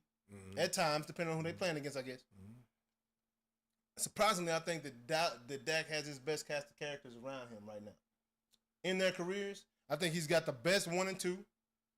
I think he's got the best tight end he's played with. I think he's got the best O-line he's played with. He's 9 deep. He's 9 deep. We ain't got no Zach Martins and no Tyron Smith. I don't know. We're 9 deep and we solid. That Washington D-line ain't that bad. And they held them up pretty good. We're talking about them Alabama boys. Yeah, absolutely. So, that O-line is the best he's ever played with. I'm talking about depth. Right? I think offensively. Dog. I ain't even talking about depth. Depth and dog. Yeah. They got more. What I said last absolutely. They ain't. Do I think any one of these tackles that Dallas got is more talented than Tyron Smith? No. Do I think they got more dog than Tyron Smith? Absolutely. Hell yes. Absolutely. Because this is the thing. I don't care how talented you are. If you ain't got no dog, you might back down. Hey, But it don't matter. These boys they got now is from got dog in them. They from Tulsa. They from Tulsa. They from Alabama. The one from Oklahoma. Yeah. That's where they from now. Yeah. Tyron Smith was from USC, and you wonder why my boy wasn't no. I ain't saying there no dogs at USC, but I mean, Tyron Smith was arching his eyebrows. That's what I'm talking about. That's all I'm saying. That's what I'm saying. I said that 2 weeks ago. I said, I don't think these offensive linemen. Boys got some country boys with some. I don't think they're as talented, but I think they got more dog in them. They won't quit. They won't back down. You can have all the talent you want to, but if you ain't got no dog in you, you'll quit or back down. Good luck. Because to me, I see Tyron Smith back down. I see Zach Martin back down. And, that's just me. And hey, more than that's anything, my opinion. More than anything, that defense was balling. Now, you know that more than anything. Jadeveon Clowney. Who wasn't in the game? Michael Parsons. TD. Trayvon Diggs. Michael Parsons on another team. I kept telling you that these boys ain't no but show. There ain't no go. Hey, if you remember, we went undefeated without Michael Parsons on the field last year, if I remember correctly. Didn't I just can't tell you when and Jerry and them saw that too. What did I say when he left? They pat him out of position. What was the first thing I said when he left? We not gonna miss him. He should have been in line. You can't miss nothing. Man, just come on, man. But more than anything, that defense, nobody was expecting that. But hey, at the beginning of the season, I told y'all it's gonna take about 7 or 8 weeks for this defense to start to come around. We got a new coordinator, got a new defense, got new language, new assignments, right? New scheme. We got new players that want to try. Yeah, all that, right? we got really. It's taking a while for the defense to come around, which we knew was gonna happen, especially when you talk about games. We got practicing games. Do you know what really happened? We got rid of those salads and souls and got some Billies and Joes. Salads and hoes. Salads and hoes. And got some Billies and Joes. Got some Billies and Joes. Simple as that. I mean, because some of these boys, it is nobody on our defense as talented as Michael Parsons, but they try harder. They want it more. For sure. Their undergarments ain't as soft. Hey. I mean, I'm just, however you want to put it, that's the way, hey, like I tell y'all all the time, this just an opinion. That don't make it fact. But if you watch the game like me, and like I used to say, I say some of these boys, I want them to have a long, illustrious career in another city with another uniform on. I tell you what, I don't know how to say his name, but number 41, Donovan Ruku. Yeah. Roku? I'm going to call my boy Roku. Oh, he getting it in. Hey, we done found us a linebacker to go along with Overshown when he come back. Overshown on the way back, too. Oh, yeah, Overshown. We still got some dogs on the way back. Yeah. That's what's promising for me about the Cowboys, is that offense is going to do what they do. It's going to be hard to stop them. Stop them, but who is that? Somebody that got their house up for sale. Who? Trayvon Diggs got a house up for sale. 4.4. I mean, house up for sale. Hey, you got concussed at home. How you get concussed at home? At home. I'm 70 years old. Hey. I ain't never got even dizzy. What if you get concussed at the house? Sound like my boy got bust upside the head with something, or he was going down the stairs too fast in some church socks. And he might have some marble floors or something. Slipped on them steps and hit the back of their head on them. He might have slipped on one of them braids. Yeah. Slipped on one of them braids or something, man. Some drawers or something. Something. I don't know. Slipped on something. But anyway, I got the Cowboys, man. I got the Cowboys over Denver. Hey, man. I got the Cowboys over Denver. Curious case of Trayvon Diggs around here. You know, trying to figure it out, man. Who you got, J.A. Dallas or Denver? Oh, man, that's rough. I got them boys. Because we never played that. Because Denver, this is what happened. I looked at Denver the other day. Denver was looking hard. Man, I turned the game off. I woke up the next day, they won. I'm taking Denver. No, I'm taking them balls. Man. I'm taking Denver. I know it snowed in Colorado this past week. You know, we straight Frisco Star with the practice. But you know, it's 82 degrees outside right now. You know, what was Denver at last week? Denver had they was in New York. Beat them boys and came back from 18. We're going to talk about Denver in a little bit. They came back from 32 down. No, they was down 18 with 6 minutes left. Yeah, but they were down 32 when the fourth quarter started. Yeah. Crazy. Who scored 33 points in the fourth quarter that you know? Denver. Other than Denver. Nobody. Come on, man. Denver. That's crazy. That's crazy talk right there, man. That was an insane game. Like, this is how that game went. I'm looking at that game, counting on that game to stay under 40 points. when the fourth quarter started. It was still under 40 points because I had a little under 40 bet. It was 32-0. They had like 8 points. It was like or six, they had 8 or 6. It was like 28 to 6, or I think it was like 28 to 6. If I'm just going off the top of my dome, something like that. And I know Denver had 8 or 6 points, and they were below 40. And next thing I know, I done lost my bet. I'm like, what happened? And Denver got the lead. I'm like, what is going on right now? You know what I'm saying? It's pretty insane. But, anyways, how did I not get off this graphic already? Yeah. I'm still on the same graphic. Y'all got to help me now. I tell you how. Oh, yeah. There it is. At the end of the third quarter, yeah, Denver had 0 points. What was the score in the fourth? Going into the fourth quarter, the score was 12-7 is what? 19. 19-0. And then they scored. Going into the third or to the fourth? Going into the fourth quarter, Denver had 0 points, man. Yep. It is right there. Denver had 0 points going to the fourth. Because I turned off the game. Crazy. I went to sleep. I'm like, they done lost. Yeah, so it was in the fourth quarter when they got like their first 6 or 8 or whatever it was. Yeah. And I'm like, oh yeah, I was like, man, we just got to count on such and such to come back and win this game. 32-0. I was like, I started watching the Westerns. Hey, man. I ain't going to say I went to sleep. Jackson Dart and Scatterboo. All you need is a couple first downs, homie. Yeah. Where's Scatterboo at now? You know what I'm saying? Like, that's crazy, bro. That was a crazy. I think that was one of these stories. Yeah, giant collapse in Denver, man. That was a crazy game. But man, let's go. I can't skip forward like that. I can't do it. I can't do it. But yeah, that was a Wait, anyway, Dallas B. Washington. I'm saying who I got though. I got Dallas. I mean, against Dallas and Denver. You got Dallas, man. Yeah, I got Dallas. You said you had Denver. I thought that's what you said. I got to ride with the home team, bro. I'm going to go with the home team, man. You know, my mind's telling me no, but my body. Hey, man, I'm going with the home team, dog. Dallas Cowboys, man. Dallas Cowboys, we're going to get this one this weekend. Hey, I just want to see us beat somebody outside of the division, a solid team. That's something that Dak has not done very often in his career. He's killed the NFC East, but beating solid teams outside the division has got an over 500 record. Dak's record ain't too high. We're going to see what go down, man. I feel he's playing his best football, so I can't put it on Dak this year. So I got the Cowboys winning this game right There's here. a lot of times that I can't put it on Dak. Me myself, not by itself. When your receivers is fumbling in the playoffs and all that, and then your best sack guy ain't getting no sacks and all that, and your best tackle guy ain't getting no tackles. Dak done had a lot of help not succeeding.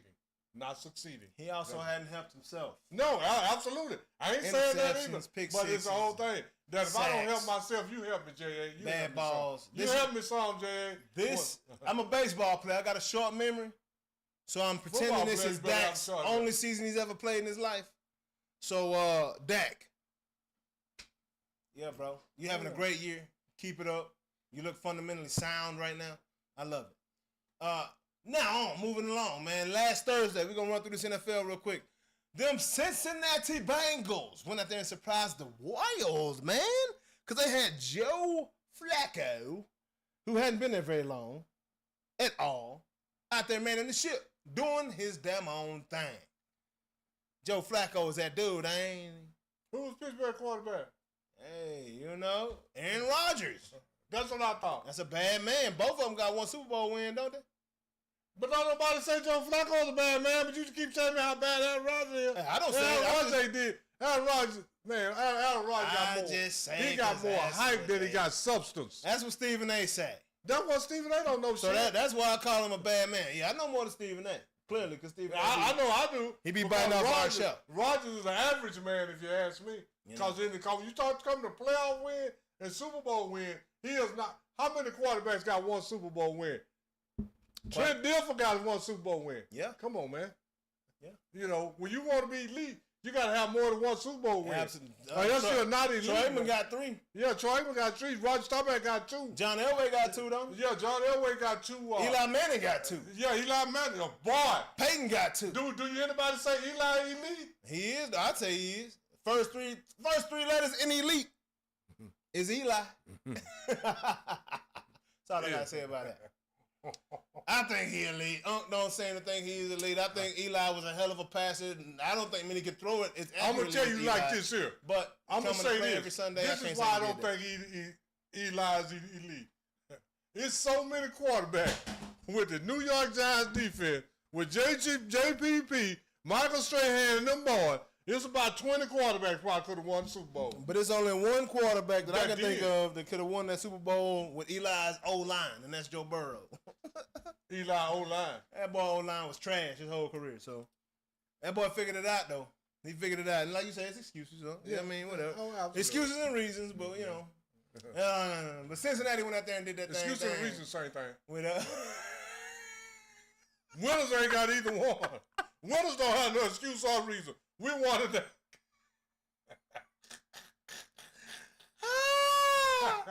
Same thing. Same thing. What the Chinese man say? Same thing. Same thing. Anyway, y'all, I love y'all. Say, man, and keep subscribing to the show and keep hitting that notification bell and keep sharing and all of that and keep liking. That's all I can say. Because we enjoy. We enjoy ourselves And hope you and enjoy. if you see something, say something, we'll talk about it. This show as well. Yeah. But anyway, Giant collapse. And, Giant collapse, and then we kind of talked about it already, man. 33 points in the last quarter is insane. 18 points in the last 6 minutes. I believe that might be the first time in NFL history that's ever happened. No. Right? It's not. No. The Raiders. I'm sorry, it's not. No. I said there's been 1,602 games won since the last time somebody lost the 18-point lead with 6 minutes left. Yeah, now that's a lot. Yeah. But the Raiders one time won 14 points down with about 2 minutes, a minute or something left. And then one when they kicked the ball and pushed it. Yeah. But I said, well, they kicked. Well, the other team could have fell on it before it got to the end zone. Oh, for sure. Yeah, but the Raiders kicked it and pushed it and fell on the ground and swiped it with their hand, then fell on it in the end zone. but this time, all the time they was pushing it and swiping it and kicking it that way. The other team could have been pushing it and swiping it and kicking it the other day. So that's how I feel. Hey, so the Raiders gonna steal something when they get a chance. I feel like the Giants lost this game. Denver didn't win it. What up, Susan? What up, Tristan? What's going down, y'all? Appreciate y'all tapping in. What up, Kenneth? What up, now? We chilling, man. Talking about these NFL football topics now. And on to the next one, Jay. On to the next. Let me see. Let me make sure that's the correct next. Yep, it is. Drake Brady beats the Titans. Actually, I call him Drake Brady. It's Drake May is his name. Yeah. New England quarterback. He did something Brady never did. What's that? Crazy number right here. On Sunday, Drake May, in a 31-13 win, completed 91.3% of his pass attempts. Is that the NFL record? Tom Brady never did it. Is it an NFL record? It's not a record. Okay, well, everybody, we talking about the one got the record. We talking about Drake May versus Tom Brady. He and Tom Brady has doing something Brady never did. I can name a lot of folks did shit Tom Brady ain't did. Not in New England.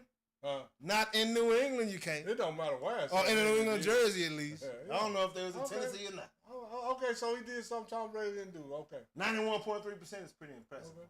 Yeah, absolutely, it is. What's the NFL record? Do you know? Yeah, I mean that's a New England record. Yeah, that's better than Tom Brady. Absolutely, that's good. Hey, that's doing. Hey, you're putting yourself. I'm just saying this because Drake May is putting himself in the conversation already. And I'm agreeing with you because Tom Brady overrated like somebody else. You can't be overrated and have 7 Super Bowl wins.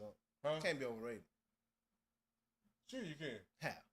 7 Super Bowl wins. But you say you're the greatest. Why you lose other Super Bowls? Why you lost the AFC Championship game? Why you lose the AFC first round? why you didn't make the playoffs. Why don't you have the same? When I bring up MJ, why don't you say the same thing about LeBron James? Because everything you just said just described LeBron James. What's that? Well, why ain't you win them all? No, because I ain't never said LeBron the greatest. Why'd you lose? Why ain't you make the playoffs? No, I ain't never say you the greatest. Have you ever heard when you hear me say LeBron the greatest? You say that, but I ain't never said LeBron the greatest. You don't say anybody's the greatest. No, because you can't be the greatest in team sport. Yeah, you can't be. I'm just saying. I mean, Don't tell Tyler. But Tom Brady got more championships than any team, so I think. No, New England do. But he was a quarterback on them teams. Okay, what about when he went to Tampa Bay? He got one there too. Yeah, absolutely. Yes, sir. And the New England boys wasn't over there with him, besides Gronkowski. But this is the thing. He didn't have to bring nobody because you had two other. Go look at what Mike Evans and Godwin did. They done did something that no other receivers have done. Reasons and excuses is the same thing. No, there ain't no reason. No, you already had good receivers. You had the number one defense. Them reasons. No, there ain't no reason. That's the damn truth. Yeah, that's the damn truth. The truth is the reason. You're going to look at a 6 or 7 year period. There has not been a tandem in the NFL that caught more yards than Godwin and Evans did in a 6 or 7 year period on the same team, and that's including when Tom Brady was there. That's the truth. I said like 3 to 4 years. Huh? 3 to 4 years. Well, whatever it was. Just because of Godwin, because Mike Evans was produced. Yeah, Godwin got about 7,000-8,000 yards here. But in 3 or 4 years, though, he got them 7,000-8,000 yards. I tell you what. Maybe 4 or 5 years. These two, Godwin and Mike Evans, might be the best tandem for yardage and touchdowns ever in the history of the NFL. Hey, well, CeeDee and Pickens got something for them boys coming up. Yeah, coming, but they ain't did it yet. I'm talking about what already happened. We got to find a way to keep Pickens over here, and it's going to be hard. No, it ain't. Because we want to keep Kanye too. Moving on. KC absolutely dominated Las Vegas. That wasn't even a game. What happened? Pete Carroll, the Las Vegas Raiders? He shouldn't even showed up to the game. The Las Vegas Raiders? Yes, sir. Man, the Raiders beat them boys 31-0. Okay. That's news. That's news. Who gets blanked in the NFL? 31-0 though? Everybody in your offense is an NFL player. How you not score 3? My Raiders. Probably. What's going down, LA? Because you the Raiders. And you got Pete Carroll. But you also got Geno Smith. Who is Geno Smith? Greatness. What is Geno A top Smith? 10 quarterback in the league. Well, I don't know what's going on with the Raiders. That's an insane result. They about to have a fire sale. Ashton Jeanty went there. Obviously, that don't equate to wins. Right? That even more so tells me why Travis Hunter is a Heisman Trophy winner and should have been the Heisman Trophy winner. Because he got Jacksonville at least getting wins. Not getting 31-0. It got nothing to do with Travis Hunter. Yeah, dude. He got 1 touchdown, man. Travis Hunter playing his butt off and the energy that he gives off, man. He gives off a winner's disposition. If Travis Hunter was on the Raiders, so you gonna tell me that if Travis Hunter was on the Raiders had the same record Jacksonville got? Yes. You're a damn lie. Yes. You're lying, Jay. You don't even believe that yourself. I believe it. People, Jay ain't just be shooting y'all the shit. I believe in Travis Jay Hunter. don't believe that. Jay. Young money, sports, baby. Travis Hunter all day. Wherever he go, Dubs gonna follow. Is what I'm trying to tell you. Go look and see where he ranked among the receivers and the cornerbacks. It don't matter. Because that doesn't show the effect that he has on the locker room. His practice habits. The way he practices and goes about his business, people attract that and do that. Same way as Jerry Rice, same way as Michael Irvin, same way as the other guys that practice and work his butt off. So what Jerry Rice did what? What did Jerry Rice do? Had practice hard, showed his butt off, and in practice, made people compete and made his team better. You better go look, and San Francisco won a Super Bowl before Jerry Rice got there. San Francisco won a Super Bowl before Jerry Rice got there. What about the playmaker? What about the playmaker? Huh? What about the playmaker? Hey, every time Emmitt Smith missed a game, the playmaker lost. I'm just saying. Every time Emmitt Smith missed a game, you know I'm telling the truth. When Emmitt Smith missed, they had Triangle in the playmaker. So don't tell me about that. You need some help, man, in team sports. Everybody was there last year but Travis. Travis got these boys feeling good. This is the first 6 or 7 games. We're going to see what they had at the end there. I'll tell you this right now. Jacksonville ain't going to make no playoffs. Jacksonville ain't going to make no playoffs. We going to see. Yeah. Jacksonville did this before. They won 3 or 4 games in the first You really believe that? Yeah. Jacksonville ain't gonna make no playoffs. Well, what happened to your Baker Mayfields this past week? Hey, Baker Mayfield lost. Baker Mayfield tried his best. He don't have enough help. I keep telling you, that's why you can't be no GOAT in team sports. Because you ain't got enough help. First time I heard that, because they bought Baker. Man, Baker been balling this year, but yeah, you're right. Yeah, Baker. And then Michael went down. Did he ball the other day? I don't think Baker balled the other day. In the loss. Baker been balling. Absolutely balling. But he needs some help. I couldn't get it across that end zone. Yeah. Denver was putting that pressure on them boys, man. Yeah. But it wasn't Baker's fault. Mike Evans came back from an injury and left right back out with a new injury. And then this whole thing. And he out for the season for the most part. Detroit got a better secondary, a better D-line. They got better linebackers. They got probably a better offensive line. But what they don't got? What they don't got? They ain't got Baker Mayfield. They don't got Baker But they do have Jared Goff. He's not quite Baker, but Jared Goff ain't no slouch. If they had Baker, is Detroit a contender? I think they'd be better. Where are we putting Baker Mayfield in top quarterbacks? Where are you ranking Baker Mayfield in top quarterbacks in the league, huh? Where are you ranking them? Because I know where I'm ranking Baker Mayfield. By number 4 or 5. I'll take Baker. It ain't a lot of quarterbacks I'll take over Baker Mayfield. Been saying this. I've been saying that. When he was at Cleveland. I don't even know why Cleveland dumbass traded it. So what quarterbacks are you taking over, without a doubt, are you taking over Baker Mayfield? Without a doubt. Well, right now, just without a doubt, I'm going to take Patrick Mahomes. And a healthy Lamar Jackson, and probably Josh Allen.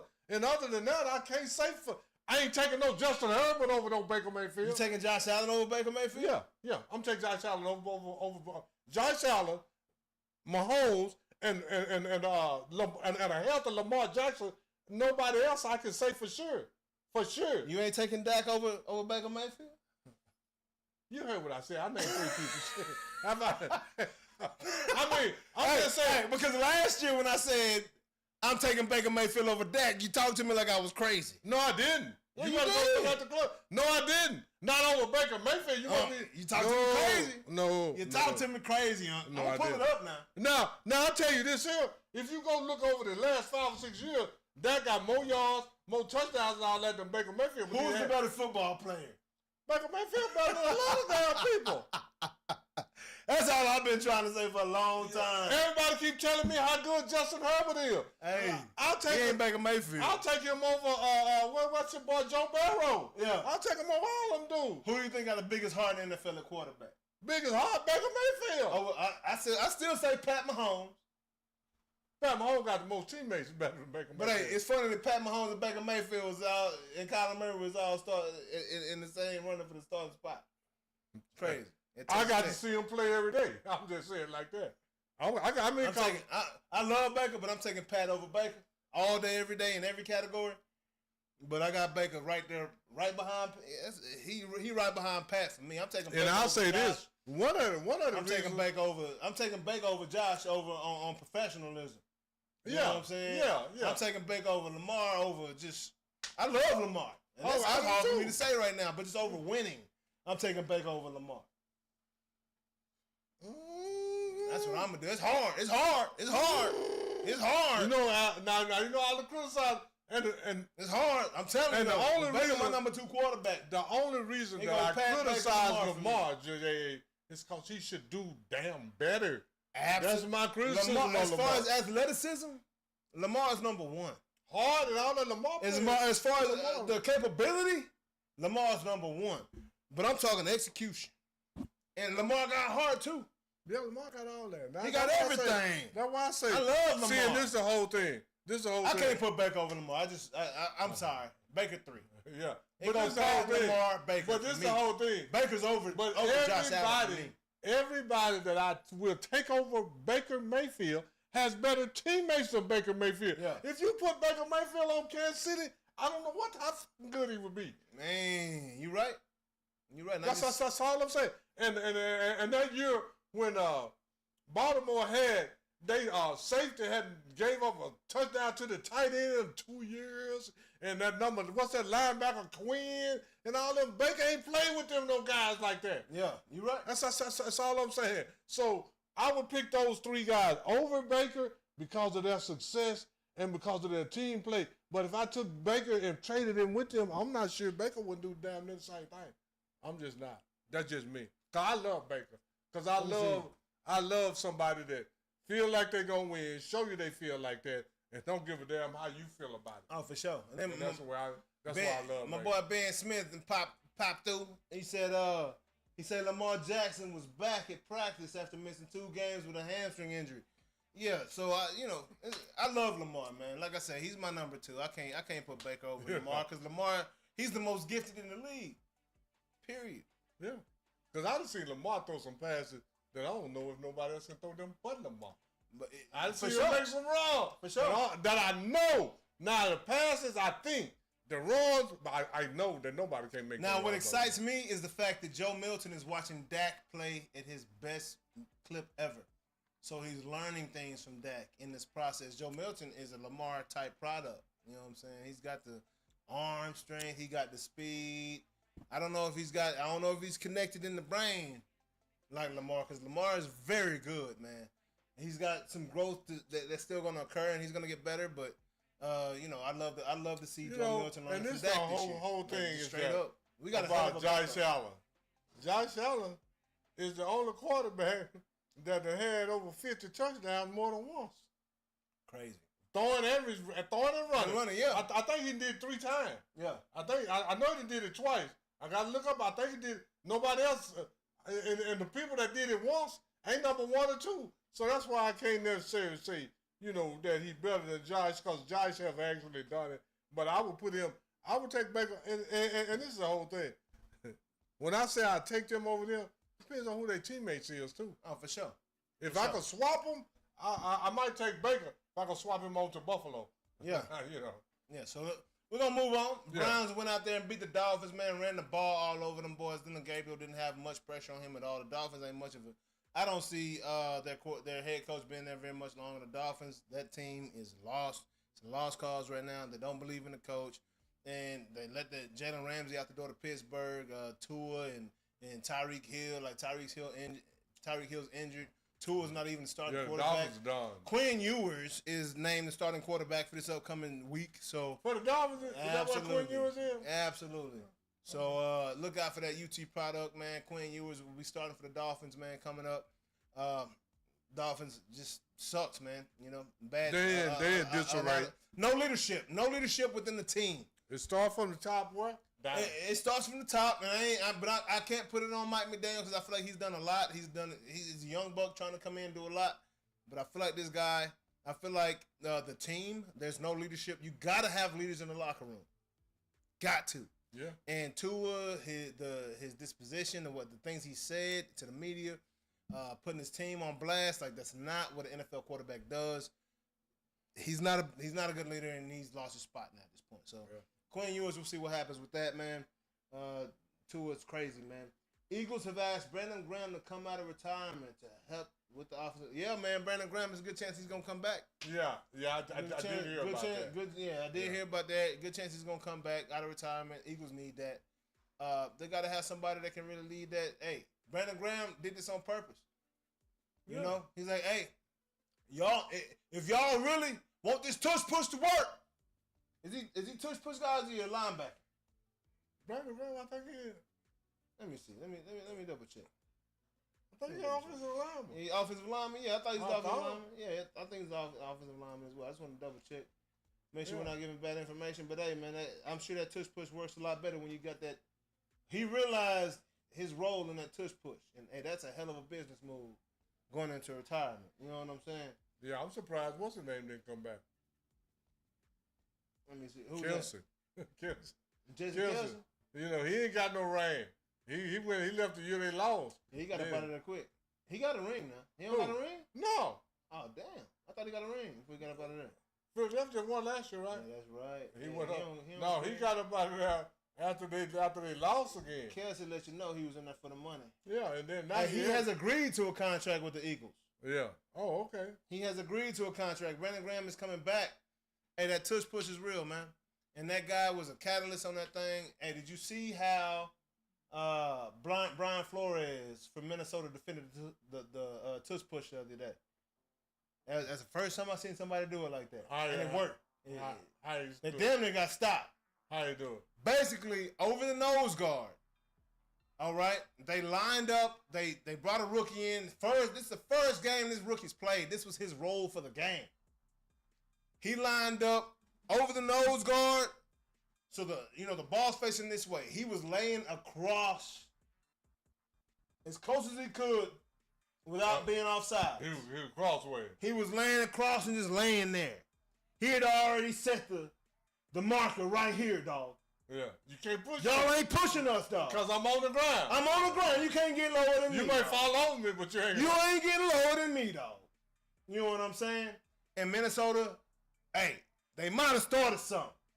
Because that's the closest that I've seen the tush push not working since they started the tush push. Because you know them centers, when they hike that ball, them boys ain't like bulldozers. They just trying to rush up under there. I done seen the other teams try to tush push. It didn't work. It didn't work. They know how to line it up.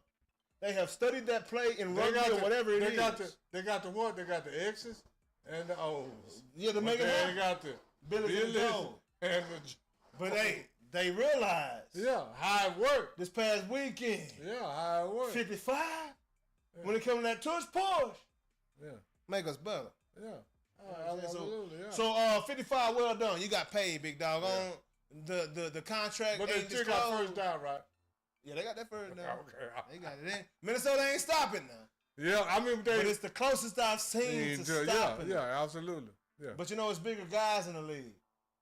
You get your boy, hell, he played for Philly, so hell, shit. Philly. But this is the whole thing. Damn. This is the whole thing.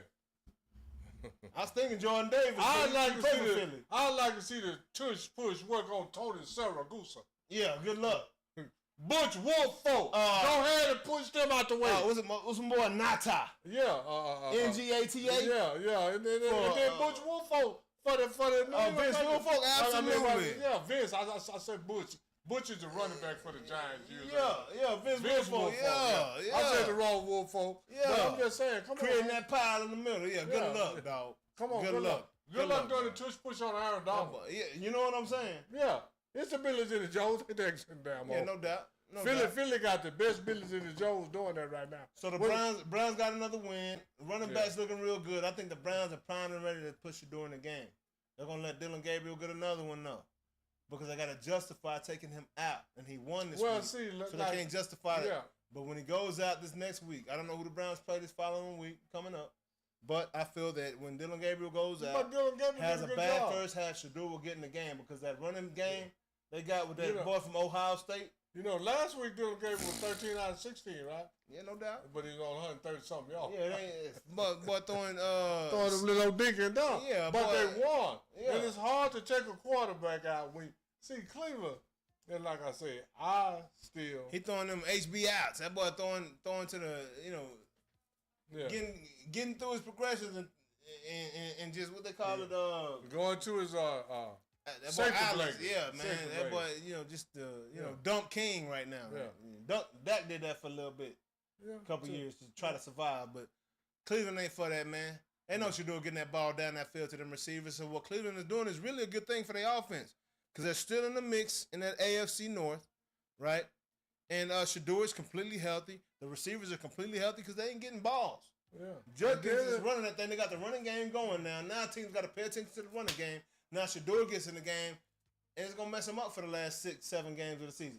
The longer the Browns can keep Shador out the game, the better it's going to be for him. Come that run and come playoff. If they're still winning, if they're still in the contention, it's going to be best for him to keep Shador out because nobody has tape on him. Yeah. And Shador continues to learn. This is what I feel is what's happening right now. Yeah. Y'all can call me crazy, say I'm delusional, but Shador's time is coming. I hope so. I just don't believe it. You don't because believe of what they've been treating him, man, and what they've been doing, and wild. Different stuff, and all the stuff I see. Because we're gonna talk about some stuff later that's gonna make me let you know how I feel, why I feel like Shador best to be traded. Because Cleveland is a death place for quarterback. You've been saying it, though. Yeah, that ain't nothing new. I mean, it's awkward. They had some good quarterbacks. Because Cleveland had it since Baker Mayfield still be there. So right now at this point in the season, there's 4 receivers with 50+ receptions. Huh? Mm-hmm. Can you guess those receivers? The young man in Tampa Bay. I can't predict it. I can't call his name. Naku, whatever his name is. E. We gonna call him Double E. Double E, yeah. He ain't in it? Nope. I know Jamar Chase in it. Yep, Jamar's in there. And after that, the guy from Tampa ain't in it. He just had 40 something. Okay. I know who they are. I think. And see, I know Jamar Chase for sure is in there. Yep. Let me tell you. Yeah, tell me. All right, we got Pickens the cool. That's the Rams. From the Rams. Yeah. That's what I was saying with the end. That's what I was wrong. Yeah, I mean, I ain't trying. That's an excuse. So I was wrong. That's a reason. That's a reason and an excuse. Huh? No, that's an excuse. that's an excuse. So I was wrong. It don't matter why I was wrong. We got McCaffrey. Yeah, DK. No. McCaffrey for the 49ers. Yes, yeah. sir. Running back. I just read this yesterday, man. I did. I just couldn't call him anyway. McCaffrey, Chase, come on. Ferguson. Yeah, with the Cowboys. Yes, sir. Yeah. Never would have guessed that one. Old Ferg up there. And who else? Top. That's it. That's the four right there. That's the four. We got Nakua, Chase, McCaffrey, and Ferguson. Oh, yeah. 50 catches, man. Yeah. Beautiful thing, man. Jake Ferguson, earn your bread, baby. Yeah. Make us forget about Jason Witten you have because you actually run with the ball catch. Actually, what's the tight end that left here? Witten? No, before. Schultz? No. Huh? Schultz? That was starting over Ferguson. Yeah. Because I actually thought Schultz was better, but Ferguson. Nah, no, Schultz, you got quarterback matters. Keyshawn Johnson could have been better. Well, you know, Schultz had Dak just like he did. Who that? Schultz had Dak just like Ferguson got that. He ain't had his Dak. Yeah, we'll see. He ain't had his by Dak. the end of the year. We'll see about the end of the year. We see right now because Ferguson got 50. Because this is the whole thing. Dak best year is 40 touchdowns, 4,000 yards, and 8 interceptions. That's all I'm saying. But how many wins? 12. So you gonna count 12. I'm talking about postseason. So what you gonna count on? If Dak win the Super Bowl this year and got lower stats, what's gonna be his best season? The winning. Winning overrides everything. That's all I'm asking. But I'm saying, this is the thing. If it was a field, you catch my drift. All I can do is go one. If it was a fifth, you catch my drift. Hey, all I can say is that I'm basing myself on what Dak has done. Dak has been a good regular season quarterback before. Yeah. This is not his first good regular season. No doubt. He done had two hell of a regular season when you go look at his stat. But in the playoffs, Dallas is a playoff city. We ain't no regular season city. No doubt. We all about that winning culture around him. Winning culture around Dallas got 5 Super Bowls. Him. Pittsburgh got 5. San Francisco got 5. New England got 6. That's it. Yep. Tom Brady got 7 though. Yeah. Charles Haley got 6. Tom Brady got 7. Yeah. Charles Haley defensive end, so Robert Ory got 7. Hey, Charles Haley had a ball in his hand and he got 6, so I don't know what you're talking about. You had your ball in your you had to hand your ball. I mean, you had the ball in your hand when you lost to New York Giants twice. Yeah, no doubt. So moving on to the NFL season, man, to the schedule this week. Hot picks. Who you got? Now. Who you with? Thursday night football on. Who you got? Minnesota or LA Chargers? Who you got? I got Minnesota. You got Minnesota? Ooh, wait. Man, it's hard to go against them boys right now, but I got the LA Chargers. Yeah, and the LA Chargers got Justin Herbert. He ain't doing shit like always. We got Miami versus Atlanta. Who you got on? Atlanta. I got Atlanta as well. New York Jets versus Cincinnati Bengals. Who you got? The Bengals? I got Cincinnati as well. Yeah, I got Cincinnati. I got the Bengals. Cleveland versus New England in New England. Who you got on? New England. I got New England as well. Yeah. New York Giants versus the Philadelphia Eagles in Philly. Who you got on? I got the Philadelphia Eagles. I got the Eagles New York Giants, huh? No, I got the Eagles. Philly? I got the Eagles. New York beat the brakes out them boys 2 weeks ago on Thursday Night Football. But that was Jackson's They ain't gonna do it twice. Now they got some tape on them boys. We're going to see what happens.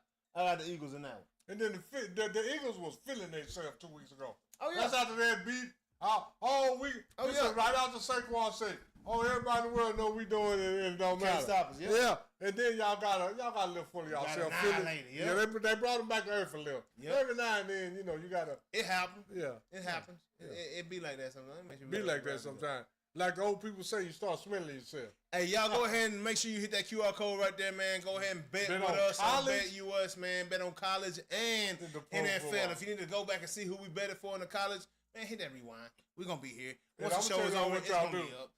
Excuse See me. what it is. See what we got. Go back and see what Unc said the last 7, 8 weeks, and then come back and see how his record is, and see if you want to bet with it. And see how J.A. doing. I guarantee you, I'm at least 75, 80 percentile. J.A. about 90. No, Jay ain't about the same thing off. He lying. Yeah, we about the same. He lying. Hey, cause what? Ain't nobody better than a sports guru. That's what they call how you Uncle got the Sports name. Guru. That's how you got the name. I'm just saying. Yeah, I've been wrong. Shit. No, but we both good. Absolutely. Not trying to be funny, because every now and then we'll pick. About 70-some% of the time we pick the same games, and most of the same games we pick, we probably about 100% right. We'll learn about you in this next game. Yeah. Buffalo, Carolina, who you got? I got Buffalo. I got Carolina. Chicago, Baltimore, who you got up? L. Jack should be back. Where they at? Baltimore. It don't matter. Chicago, Baltimore, both. I got to take Baltimore, man. They both got the same type of climate. Great Lake and the ocean. is No, the it same ain't. damn thing. It ain't even that. It's just the fact that Team, yeah. the major thing is Lamar really gonna be back. Oh yeah, If Lamar back.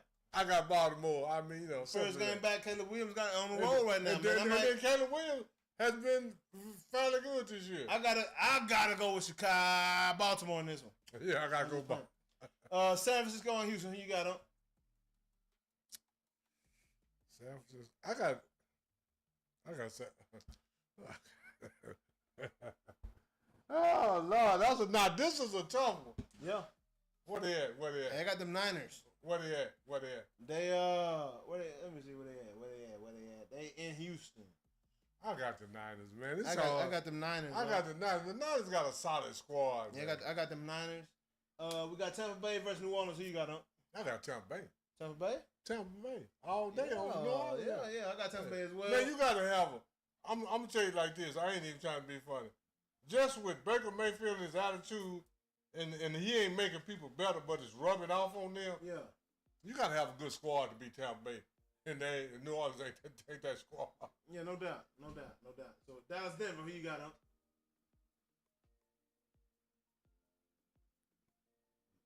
Dallas, Denver. You already got Dallas, right? Yeah. You already picked Dallas in that one. I got Denver in that one. Tennessee and Indianapolis. I got the Colts. Who you got up? Oh, I got Indianapolis too. Green Bay and Pittsburgh. Who you got up? I got Green Bay. I got Pittsburgh winning that one. And then Monday Night Football, we got KC and Washington. Who you got? KC and I got KC.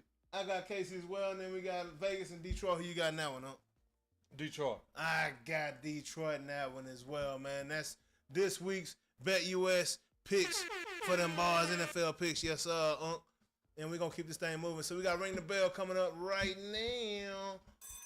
Real quick for the good people. Hey, man, we ain't did Ring the Bell The since, bell is back, for the y'all. last basketball season and football season.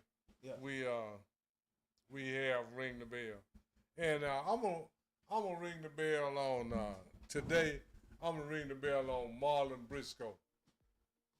Marlon Briscoe is the first black quarterback to start in the modern NFL or in the modern pro football. Because they had other leagues that other black wasn't the NFL that black quarterbacks started in. And Marlon Briscoe in 1968 was a 14th round draft choice out of the University of Omaha. And he got drafted by the Denver Broncos. And his first year, he played in 11 games. He started 5. But this is the whole thing about the 11 games.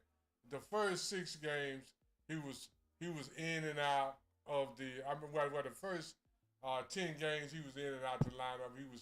He was playing, but he wasn't starting because Denver had a lot of quarterback issues in 1968.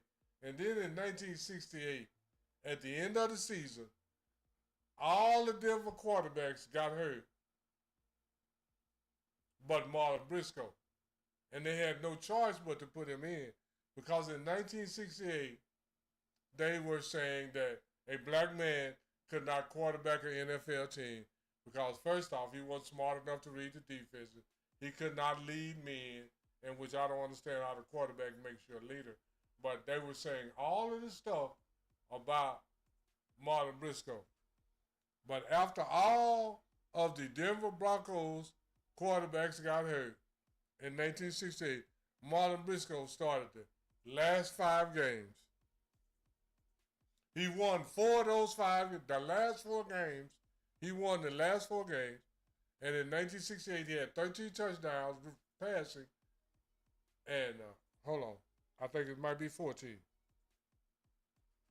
In 1968, he had 14 passing touchdowns and 3 rushing touchdowns. And they won their last 4 games, and they was calling him Marlon the Magician in Denver because of he could run and throw. You can look up his statistics from those years, and it'll be a lot different from the statistics now because it was a running league back then. But Marlon Briscoe threw for 14 touchdowns and ran for 3 other ones. Not all those 14 touchdowns was in the 4-game winning streak, but I think 10 of them were. But anyway, he won the last 4 games. They were calling him Marlon the Magician. In 1968, they were doing all this in Denver. But in 1969, when he went back to training camp, Denver drafted two quarterbacks in the draft. And when he got back to Denver, they had took his name down off the locker, gave his locker to somebody else, and his name was nowhere on Denver's roster or anything. So he had to leave the Denver Broncos. And then he sit around home, I think for 6-8 weeks. And then the Buffalo Bills called Marlon Briscoe and said, we want you to play receiver. Wow. Didn't mention quarterback to him after winning the last 5 games in Denver the year before. And all that, and they called him Marlon the Magician. They called him so. He didn't say a word. He went down to Miami in 69 and played in Miami from 69 until, he played in Miami from 72 to 70. No, he went to Buffalo in 69 after he left Denver and played in Buffalo for 2 years, 69, 70, 71. Then he went to Miami in 72 and 74, from 72 to 74, and became a 2-time Super Bowl champion with the Miami Dolphins and wide receiver. Man, 2-time. 2-time Super Bowl champion, 1-time Pro Bowler, and all that after coming out of college as a quarterback. And then when he started for quarterback in Denver, they was calling him Marlon the Magician because he could run and throw like Lamar Jackson. All this stuff was just started. Yeah. And this is the thing that I try to tell y'all all the time about young guys comparing themselves to older guys like me. That vexed my spirit because this is the first thing. If Marlon Briscoe would have got up and hollered and screamed and bitched and moaned about not being the starting quarterback or not even getting a chance to play quarterback after he left Denver, that wouldn't be no Lamar Jacksons, man. That's what y'all don't understand. And this man switched to wide receiver, never complained, didn't do anything, became a 2-time Super Bowl champion at wide receiver, and then after he left Buffalo, he went to Miami, got the 2 Super Bowls, and then in 1975 he moved to San Diego. Well, not moved. He got traded to San Diego, and he was one of the first receivers to start the Don Coryell, San Diego Chargers with with Charlie Joyner and Kevin Winslow Sr. and Dan Fouts. Marlon Briscoe was one of the first receivers that Dan Fouts had. Wow. After starting quarterback. That's crazy. Start quarterback for 5 games, and then the next team call you, don't even mention quarterback to you. Yeah. And that's what vexes Uncle Spirit about all you young guys trying to compare yourself to us. You don't even understand. It wouldn't be you if it weren't for us keeping our cool and going through what we went through so y'all could be who y'all are. And then you sit up and tell me that I can't run as fast, catch as good as you. I don't think so. I think you're lying. I just had to put up with a lot of other stuff. So Marlon Briscoe like the Jackie Robinson, the black quarterback. Yeah, pretty much. Yeah. And nobody talks about it. Nobody. First off, That's when crazy. they talk about Marlon Briscoe, they talk about him as a receiver. That's crazy. That's wild. But they was calling Marlon the magician. That's wild. Because he could absolutely play quarterback. Yeah, he could absolutely. But it was 1968. And this is the thing. This is why. Wasn't having it.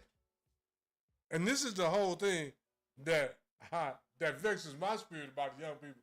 They're saying the same thing about Shedeur Sanders that they said about Marlon Briscoe. They say Shedeur don't study, right? That means he ain't smart enough. Ain't that the same thing? That's bull. That's the same thing they said about Marlon Briscoe. He ain't smart. Black quarterbacks ain't smart enough. They're not leaders of men. How the hell they got all this city? It's not like it used to be back in the old days. You used to have to go to the stadium and go in the film room. They download all this shit to your computer now. How about they know what you're doing at home? And they pissed off because he make it look too easy. Yeah, that's all it is. So, it comes too natural. Yeah, and then that's what, like I say, they want to see a little more hustle, a little more effort, but it's not needed to get the job done at a high level better than anybody else. Like, it's crazy. Because this is the thing. The good ones always make. Not all of them, but some of them, man. Jerry Rice don't even look like he's running that hard. He don't even look like he's fast, but nobody never catch him. He don't even look like he doing, but he always open. So man, come on, man. Stop with all the BS and just say that we don't like this guy like that. Period. That's what we like. We like the truth. I do.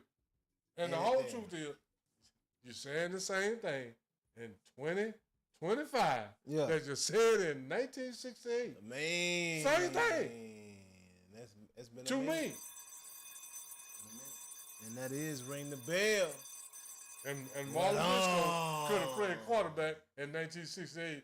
And Marlon Briscoe was the truth. Yeah. Evidently. Was. Hey, see, that's the educational piece of the show right here. If you're new to the show, man, we try to bring a little something, man. Try to learn you something. And Marlon Briscoe went to Omaha University. Omaha University. Oh, my gosh. That's crazy. Yeah. Like, where is that? I don't even know. In Omaha, Nebraska. Yeah, I mean, no, I know where it is. Yeah, where does it exist? Like, does it exist? Does it even exist anymore? That's what I'm getting I at. mean, a lot of the colleges that some of the NFL greats went to,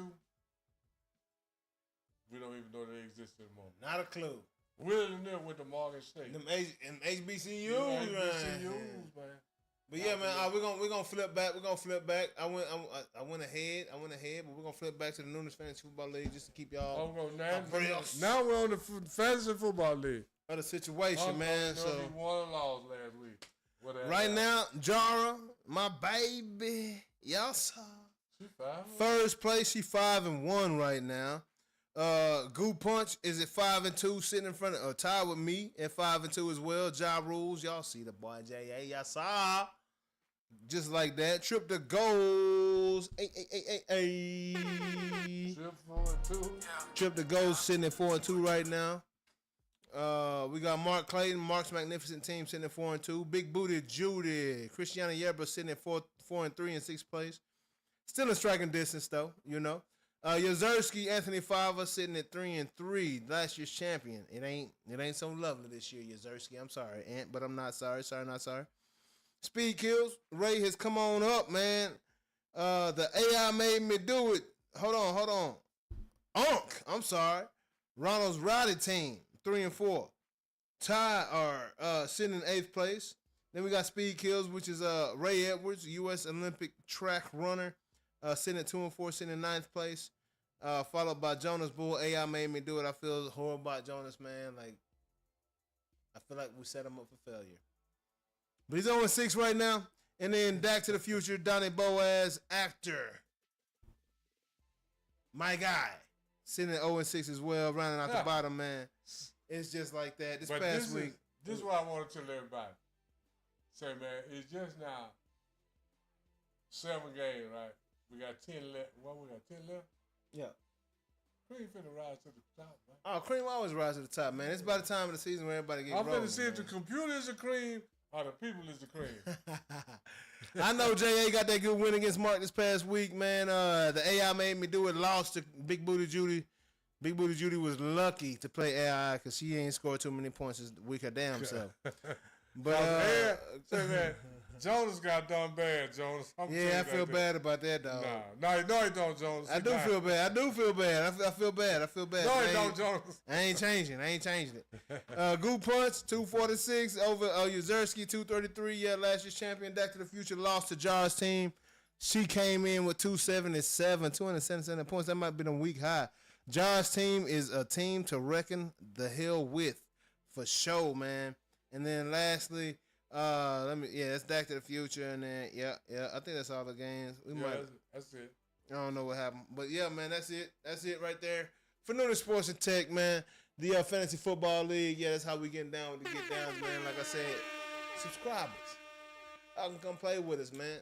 We got 3 of our people in the league right now, man. So man. we give everybody the opportunity to be a part of the show. Subscribe to us and come fool with us. F with us. Come F with us. Whatever that F stand for, come whatever it is in your life. And what it is, come fool. Yeah, man. Hey, we living in Ohtani's world, man. I don't know if y'all saw, but last week, man, my boy Ohtani had probably the greatest game in MLB playoff history. Ohtani hit 3 home runs and struck out 10 batters in one game. That's a hell of a month for 2 people. You know what I'm saying? 3 home runs in a month is good for some players, and 10 strikeouts is a hell of a month for some pitchers. You know what I mean? But this guy did it in one game. Maybe the greatest postseason performance we'll ever see. Insane that one man could do that. That is incredible. Shout out to you, Shohei Ohtani. But his LA Dodgers have made it to the World Series once again, and they will be taking on the very young and talented Toronto Blue Jays. You know, the sons of the Suns, man. We got Vladdy Guerrero. We got a few different sons on this team, man. And Blue Jays are exciting to watch, man. They got a lot of talent. I'm pulling for as much as I love the Dodgers, as much as I love Mookie Betts and Shohei, I'm pulling for the Blue Jays in this one, huh? Let me ask you a question. Yeah. Shohei did all that. Yeah. Is he the greatest baseball player of all time? I mean, he got to be if you talk about both sides of the ball. Pitching and hitting. I can't say he's the greatest hitter of all time because that's Barry Bonds in my opinion. Greatest pitcher of all time, I can't say that. That's an argument. You know, we got different types of pitchers. We got Greg Maddux, we got Nolan Ryan, we got hitters too. Yeah, no doubt. I just had. You know, Barry Bonds, Tony Gwynn. You know, Willie Mays, Ken Griffey Jr. You know, it's Albert Pujols, Ted Williams. You know what I'm saying? It's different. Rod Carew. Don't leave Rod Carew. You know, that's my guy. Rod Carew, your guy. Rod Carew. That's because I'm old. Yeah, that's about the play. Hey, because I know Rod Carew come up to the bat. His teammate Roberto Clemente. I'm just saying this here. To me, I ain't no baseball guy, but this is what I do know. I sit up there when I watch Rod Carew hold the bat different every time he come up to the plate. Yeah. Depends on the situation. Yeah. He might have it way up here, might have it down here, might have his hand up here, and he gonna bump. I mean, man, when I sit up there, Rod Carew, you can write. He was an artist of the game. If you know, I don't know nothing about baseball. I ain't never played, so I ain't gonna try to play like I do. But if I was a baseball player, and And I watched Rockaroo. I learned how to hit just by watching Rockaroo. Yeah. So, man, Rockaroo had more stances Rockaroo and was more cold. bat grips. I mean, Lou Whitaker was like that. Joe Morgan was cold. Yeah, Joe Morgan. And Tony Rose was cold. Tony Gwynn was cold. Tony Gwynn, already named. Yeah, all them guys was cold. It's man. a lot of but guys. I'm just saying for me. But for in the batting, I'm just talking about in the batting box. I ain't no baseball guy. I ain't seen them like you have. Yeah. But what I have seen, the difference stance, foot up, foot back, foot side by side, hold it back or choke the back, bring your hands down here, separate your. Man, Rockaroo did See, all. that's different. I mean, because typically baseball players are attention to detail guys, and they want it the same way every time. Like when Shohei goes up to the box, he puts that bat at the tip of the plate. He puts it to his back foot where he wants to stand in the box, and he stands there. Like his attention to detail is everything. So for a baseball player to do something different when he comes to the plate every time, that's very different. So Rockaroo is a very that's a different study. That's dope. No, I believe it. Yeah, Rockaroo did stuff. I was like, and this is the thing. They had baseball announcers that understood the game. They said, "Oh, Rockaroo, he back in the he at the back part of the plate. He trying to hit a." Oh, I mean, you know, he's trying to hit the left field. Yeah, he's up close because he's getting ready to bunt. So Pete Rose had a saying. And when you sit up there and then they say, "Oh, he's trying to do this," then you see him do it and it worked. So if the announcer know and he telling us, everybody in the world know. Absolutely, man. But if you're not a ball player, like so, when you stand on the box, it does depend on where you hit the ball. If I stand in the back of the box and close to the plate, that means I'm looking for something inside I want to pull. I want coverage over the plate, and I want to keep it fair. If I stand away from the box and I'm squared up to the plate, that means I can use coverage over all the field. Yeah. Right? And you can kind of depend on where you stand based on the pitcher and the speed. Yeah, that's dope. That dude, man, he's still up there. They said, "Oh, Rockaroo, he doing this. He doing that. He going to try to get hit to left field. He going to try to hit it to right field." Rockaroo ain't Shohei. Yeah, and then they say, huh? Rockaroo ain't Shohei, yo. Okay. And I only say that because Shohei not only hit 3 home runs. Oh, yeah, no, he not. My boy struck out 10. I got to check him against Babe Ruth there. Babe Ruth was a pitcher. Babe Ruth threw 88 miles an hour. That's all right, but he got the job done. That's what they were doing then. If he would Shohei, but this is the thing. 9,900. If Rockaroo, if Babe Ruth struck out 10, lifting weights and doing all the stuff, he won't be throwing no 88 miles an hour. I don't know about that, but Babe Ruth never hit 3 home runs and struck out 10 in the same game. Typically, when a pitcher throws, I gotta see. He pitched and batted. I gotta see. I don't know what he did. Typically, when a pitcher throws, he does not hit. Yeah. Typically, that's a day out from hitting for a pitcher. But that come from Shohei did it all in one game. That's because he played against a in the playoffs. And I'm gonna tell you like this: they're not just soft in the undergarments in football; they're soft in the undergarments around the world. In the playoffs in the National League Championship Series is when Shohei did it. Yeah. We're talking about one step away from the World Series.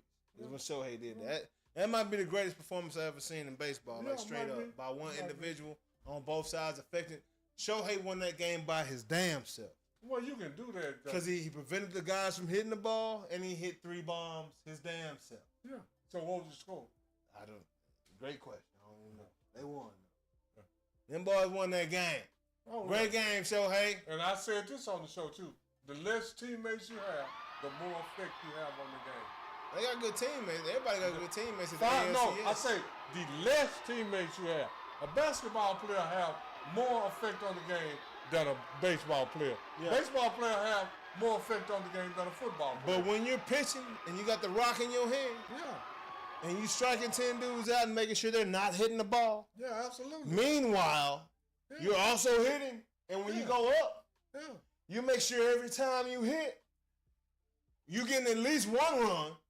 Yeah, that's maximum impact. But see, this is why maximum impact on a specific game. That's no maximum impact. But this is the whole thing. When we start saying the greatest performer, all that's relative. All that's relative. No one has ever done that in the ALCS or the NLCS. I'm sorry. Absolutely. But this is all I'm saying. it's probably a period in baseball he couldn't have done that in. It might have been a period of baseball he couldn't have done that in. Because they wouldn't let him?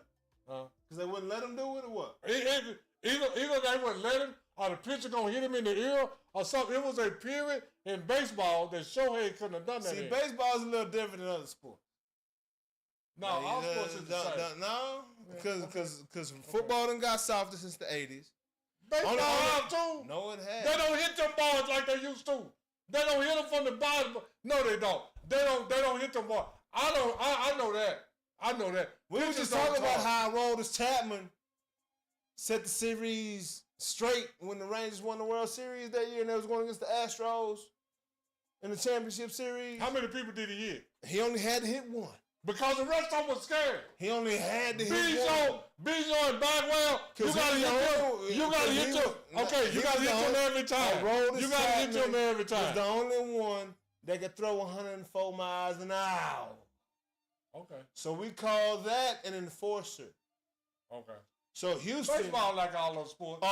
Dota's gonna see hit the home run. So you gonna tell me that in baseball these boys ain't soft in the undergarments than they used to be? I mean, it's just not. They're not as skilled. That's society. They're not as skilled. They're not as skilled. They're not as skilled. They're not as skilled. It's a difference. Baseball been a business far longer than other sports. Yeah. Other sports have taken the business of baseball and applied it to their game. Yeah. Baseball been in business for a long time. But as far as the guys on the field, they trying their best.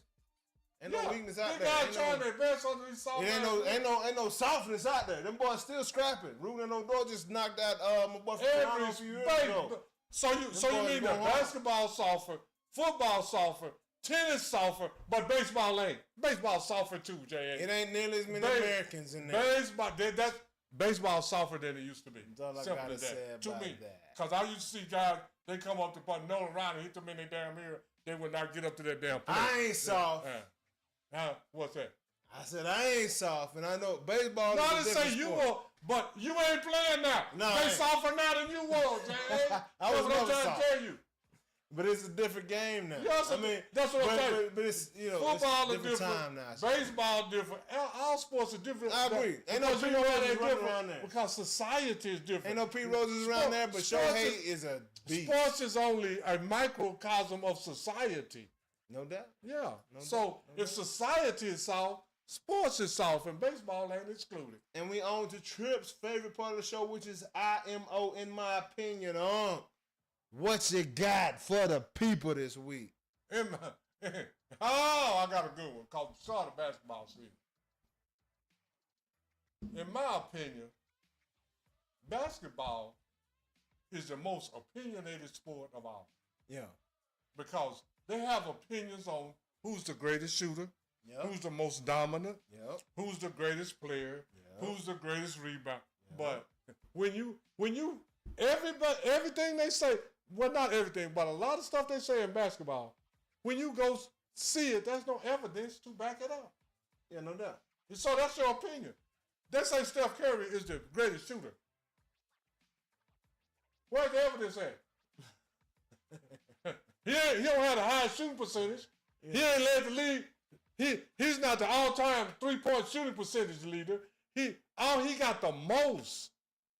And basketball is Shaq say he's the most dominant. You ain't the most dominant rebounder. You ain't the most dominant scorer. You're not the most dominant shot blocker. You ain't the most dominant rebounder. What did you dominate in? That's just opinion. Yeah. Basketball is the most opinionated sport. Who's the greatest? Who did this? But when you do like the police, you go investigate the situation. There is nothing that says Steph Curry is the greatest shooter. He ain't led the league. Steph Curry ain't led the NBA in three-point shooting percentage but twice. He led the league in scoring one time. He's not the all-time scoring. He's not the all-time percentage leader in 3 points. He's not the all-time leader in shooting percentage. So where is the evidence? I'm just saying, all these people got all these opinions. Who's this? Who's that? But when you go look at Michael Jordan got more evidence than all them guys. They say Michael Jordan is the greatest scorer. He led the league in scoring 10 times. That's the evidence. Yeah.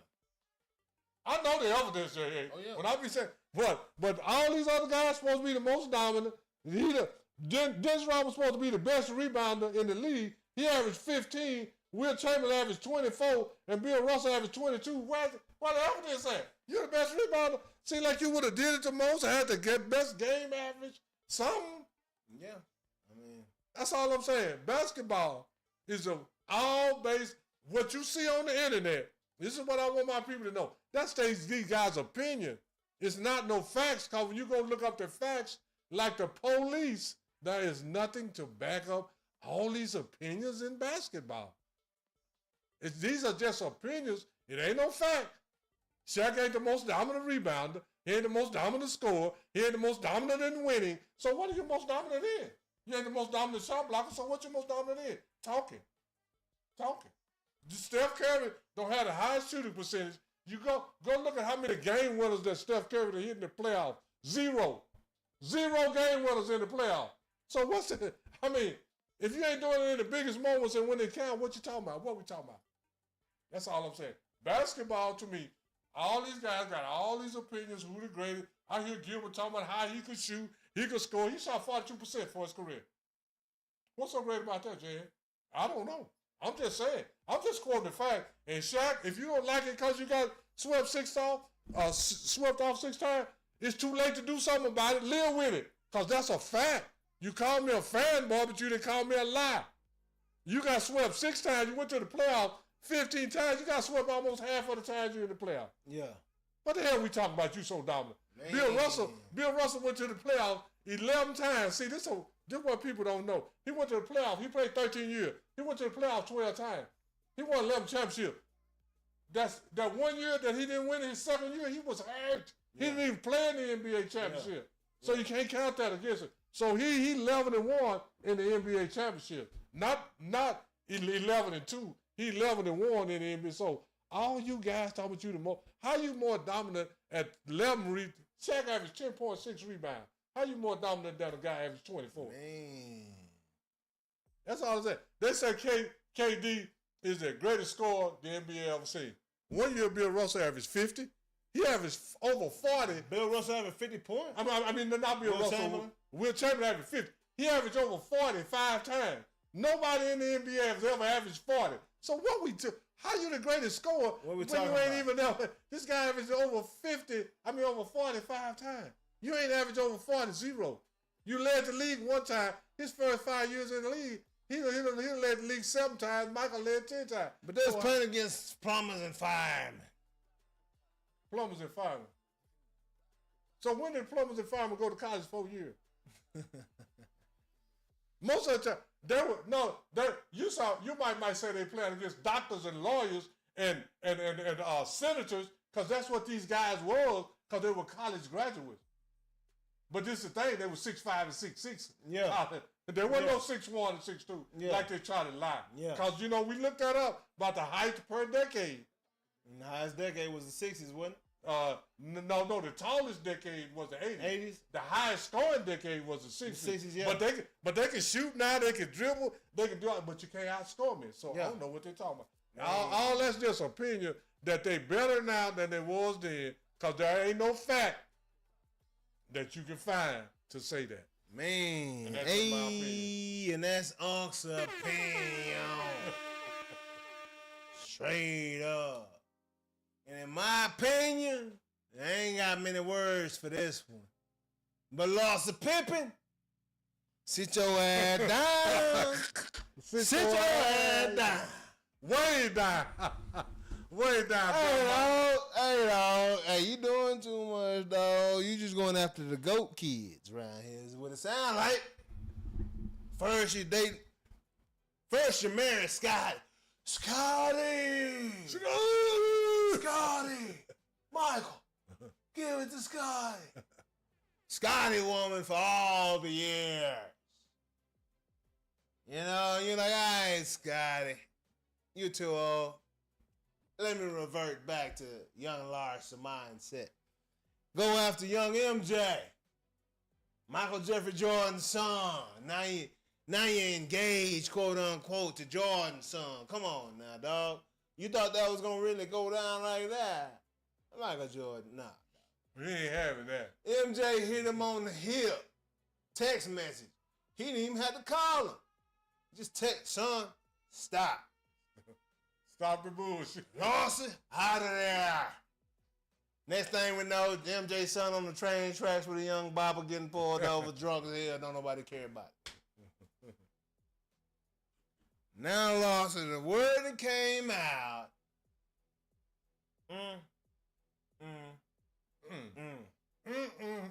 She must have been watching the episodes about Larry Jones. Grandmama. What Larry got to do with this? Hey, dog. How you gonna holler at Bronny, Lawson? Talking about his muscle, high looking, whatever he was talking about. You know what I'm saying? Like, come on, Lawson. What did Brian tell him? Come on, Mom. What Bronny should have said? Come on, Grandma. Come on, Grandmama. Come on, Granny. Come on, Granny. Lawson trying to get a Converse React Juice contract with the Grandmama. You want to be the new Grandmama, Lawson? Hey, you got the face for it. Like, God, dog, like, hey, you doing well for yourself, baby. You know what I'm saying? But come on, dog.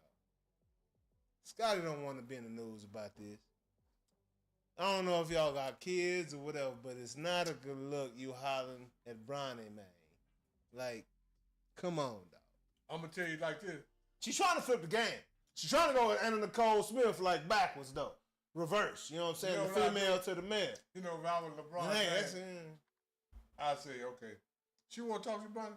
Invite her over to the house. Yeah. What LeBron wife now? No, Savannah. Savannah, yeah, because I feel that Glory, that's the mom. I said, okay, invite her over here, bro. Me, Savannah, and Bryce are going to whoop you. You know what I'm saying? Right now. Over here trying to put some salt in this game. And then you know what we're going to do? We're going to whoop your ass, call the police, and we all going to tell the same story that you came over here with some bullshit. But she did her job, though. Then She did her basically, job. Basically, man, 'Cause go we about talking your about it. business and leave these kids alone, man. We talking about it. So you did your job, Lawson, but come on, dog. I don't know what's wrong with her, man. But hey, if you want to put on a class for women, you know what I'm saying, to do and be how you look right now, it might be a nice job venture because you ain't bad. You know what I'm saying? You bad right now for you. Shit. That's something to aspire for. Hey, I'm going to tell you like this here, Jay. You said she ain't bad? Yeah. She ain't good neither. Nah, she ain't good. She ain't good. You ain't bad, but you ain't good either. I ain't saying how you got there. I'm just saying, you know, how you got I ain't there. trying to say where you at, but I'm just saying you ain't up here yet. And that's all I got for That's a I good am on. opinion. That's a good opinion. That's all I like, got go on, for you. Grandmama. That's all I got. Go on with that bullshit. Later. But yeah, with that being said, man, we appreciate y'all definitely tapping in today, man. Had a great show, y'all, man. Enjoyed it, man. Appreciate y'all. Appreciate y'all so much, man. Y'all keep tapping in, man, to our videos, man. We got so much y'all can catch up on, man. Great interviews from back in the day, man. And the shows right now, we just getting better every week, man. You know what I say, man. But hey, man, make like 2 tomatoes and catch up. You know what I'm saying? Go on and do what you got to do. Catch up to the show, man. Catch up and find out who we are. We got plenty of videos out here. Go look at some of our old shorts. Go check us out. out, Or man. even old shows or whatever. Yeah. And that'll let you know what we truly about. Yeah. Because we're about, first off, we're about telling the truth. Second off, we're about having fun, man. Yeah, man. And then third off, we ain't trying to offend nobody, man. Nobody, we just up here man. just, telling our opinion. And I said this a couple of weeks ago, that opinions don't matter because everybody got one that like they just like a-holes. And it don't matter. And they stink. But now, what really matters, a lot of them do. The truth is the truth, and you can't dispute the truth. Can't deny the truth, man. You can argue with my opinion, but you can't argue with the truth, Shaquille O'Neal. So what's the truth? We love y'all. We appreciate y'all, man. Appreciate y'all tapping in and we're and gonna keep supporting bringing y'all us, good man. information. Y'all keep bringing us good info, man. Y'all tap in sometime next week, sometime around noon, man. We're gonna be right here. Right here. And until then, hey, hit that notification bell. We might throw a watch party this weekend. See what's cracking, man. We got to throw in some watch parties, man. We got and then Devontae Davis and Jake Paul coming up in October. Yeah, they coming up. In November the 14th or something. Yes, sir. That's definitely gonna be a watch party. Yeah, we definitely gonna do a watch party for that one, man. We're gonna have some in between now and then as well, man. So stay tuned, hit that notification bell, like, share, subscribe, man. All the good fun stuff, man. Make sure your people know about us, man. Ben Smith, you the realest, bro.